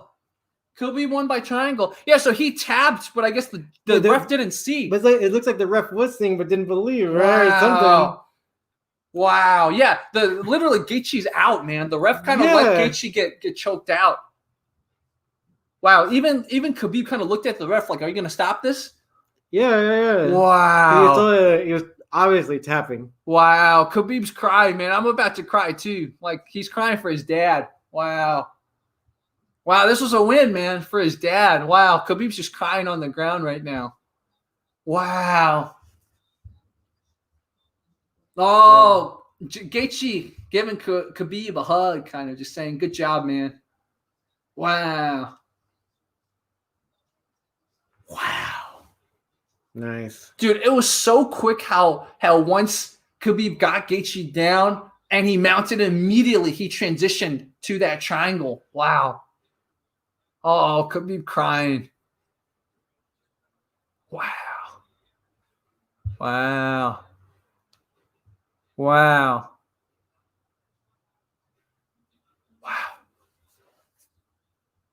Wow. I mean, Gaethje put up a fight, man. Yep. Wow. But then, yeah, you saw where it's like maybe at first it was affecting Khabib, but then he got comfortable, and then after that, he pretty much just dominated. He dominated the ring, or what do they call it? Ring, whatever domination. Yeah. Look at how quickly he took that back, man. Khabib is just his grappling is so good, and like you said, he tried to go for an arm triangle. He knew that wasn't working. Immediately, he's thinking about doing the triangle. Look at that. And nice. Triangle arm bar, and look at how tight that was.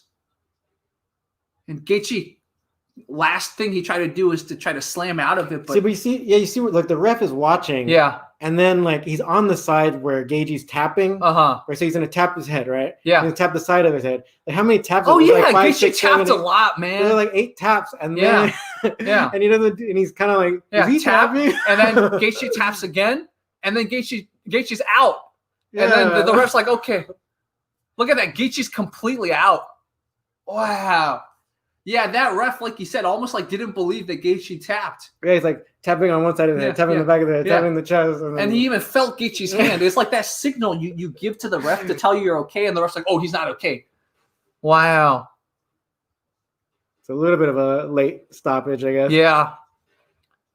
A lot of viewers are now rooting for Tony Ferguson to take on Khabib. Wow. Is there anybody else besides Ferguson that is anybody's interested in? I don't know, honestly. This division's very talented, though. Let me see this division.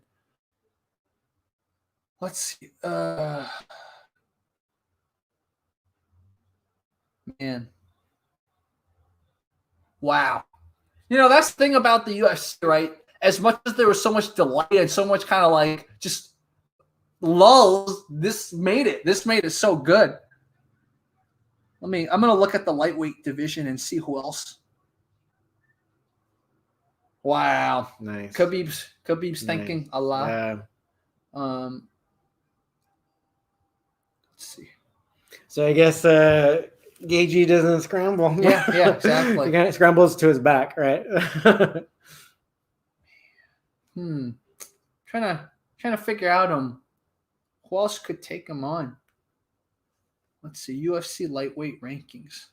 Yeah, I agree with Tom about that, where it's like, are people truly interested in a Ferguson match now that, like he got beat up and then Khabib beat the guy who beat him up. So we'll see. Yeah, Khabib will have to fight one of his teammates. yeah, exactly. So people are saying Khabib versus GSP, man. Wow. Yeah, this makes you realize how good McGregor was. Yeah, McGregor lasted 3 rounds, was it, or 4 rounds? I don't remember. All I want to see is the UFC rankings. Come on. Wow. So they're just interviewing Khabib. Man. Wow.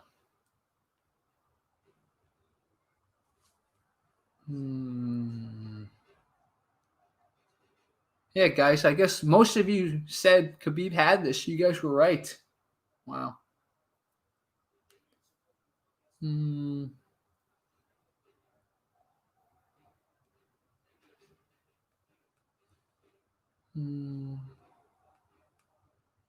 see.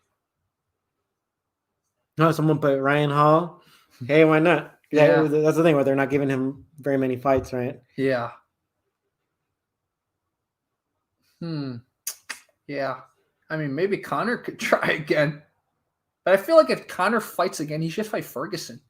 Conor should fight Tony Ferguson. And then whoever wins that fights Khabib. So Khabib just giving a spiel right now. Yeah, congrats, man. Congrats to Khabib. Wow. Yeah. Or you can do the Cejudo and just retire right now. Yeah. Even if he retires, man, nobody will say anything. I mean, well-deserved retirement. Yeah. Wow.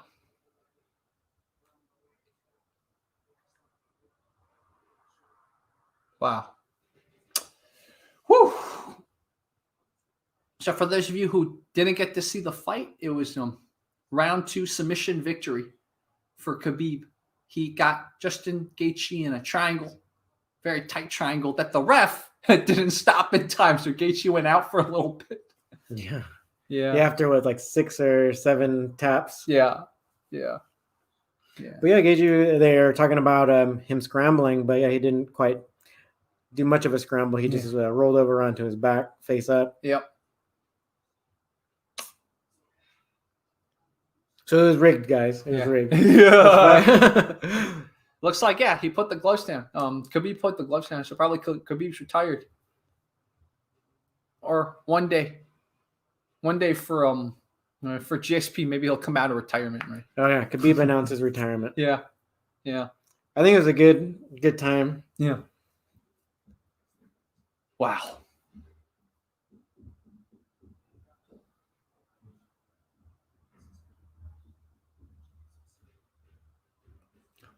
I'm sure if Khabib could probably open up a franchise of schools now. I mean, he's already permanently changed grappling, so imagine like the Khabib school of grappling. He's opened up all over Eastern Europe and then opened up in America and opened up in China. Yeah.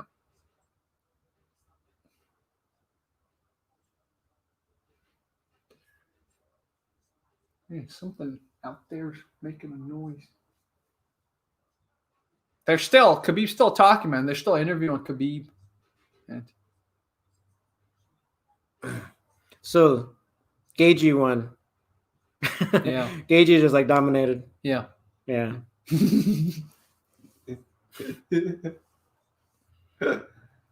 Wow.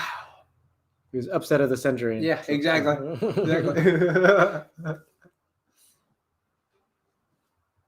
Yeah.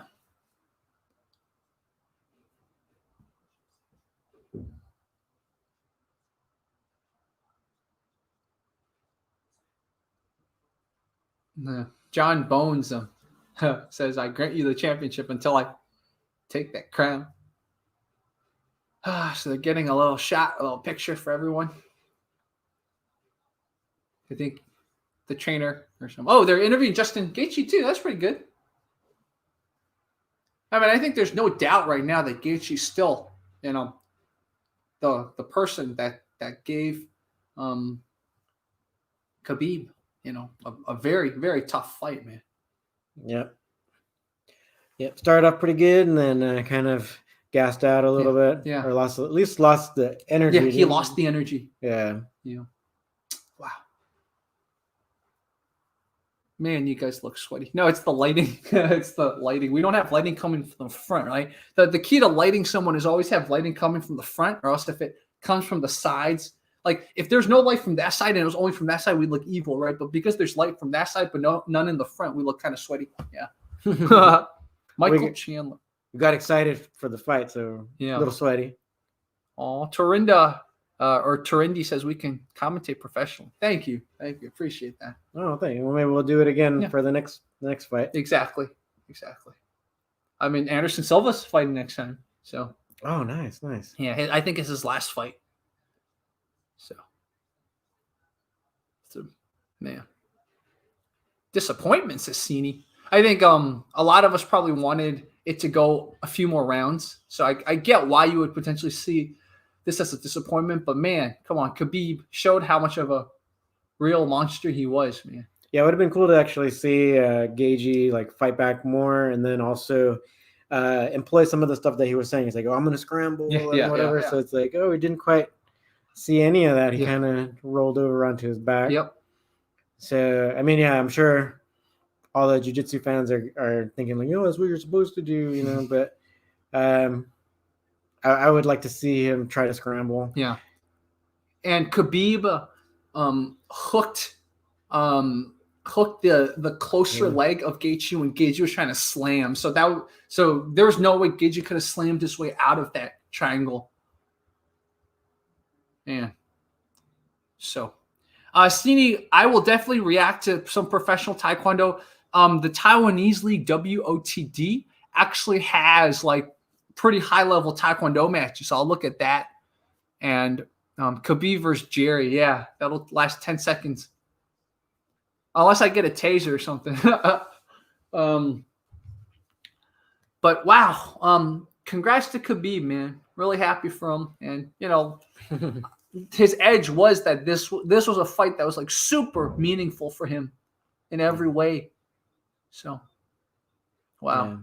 We'll see if he comes back to California and we can go visit him. Yeah, go visit him. That's the one cool thing about being in California. So Southern California, we have a lot of really great martial artists, really high level stuff. But Khabib and his school, Javier Mendez's school, they're north of us, closer to San Francisco. But maybe like a 4-hour drive or something, and go visit. That'd be cool. Yeah. The audience is being funny.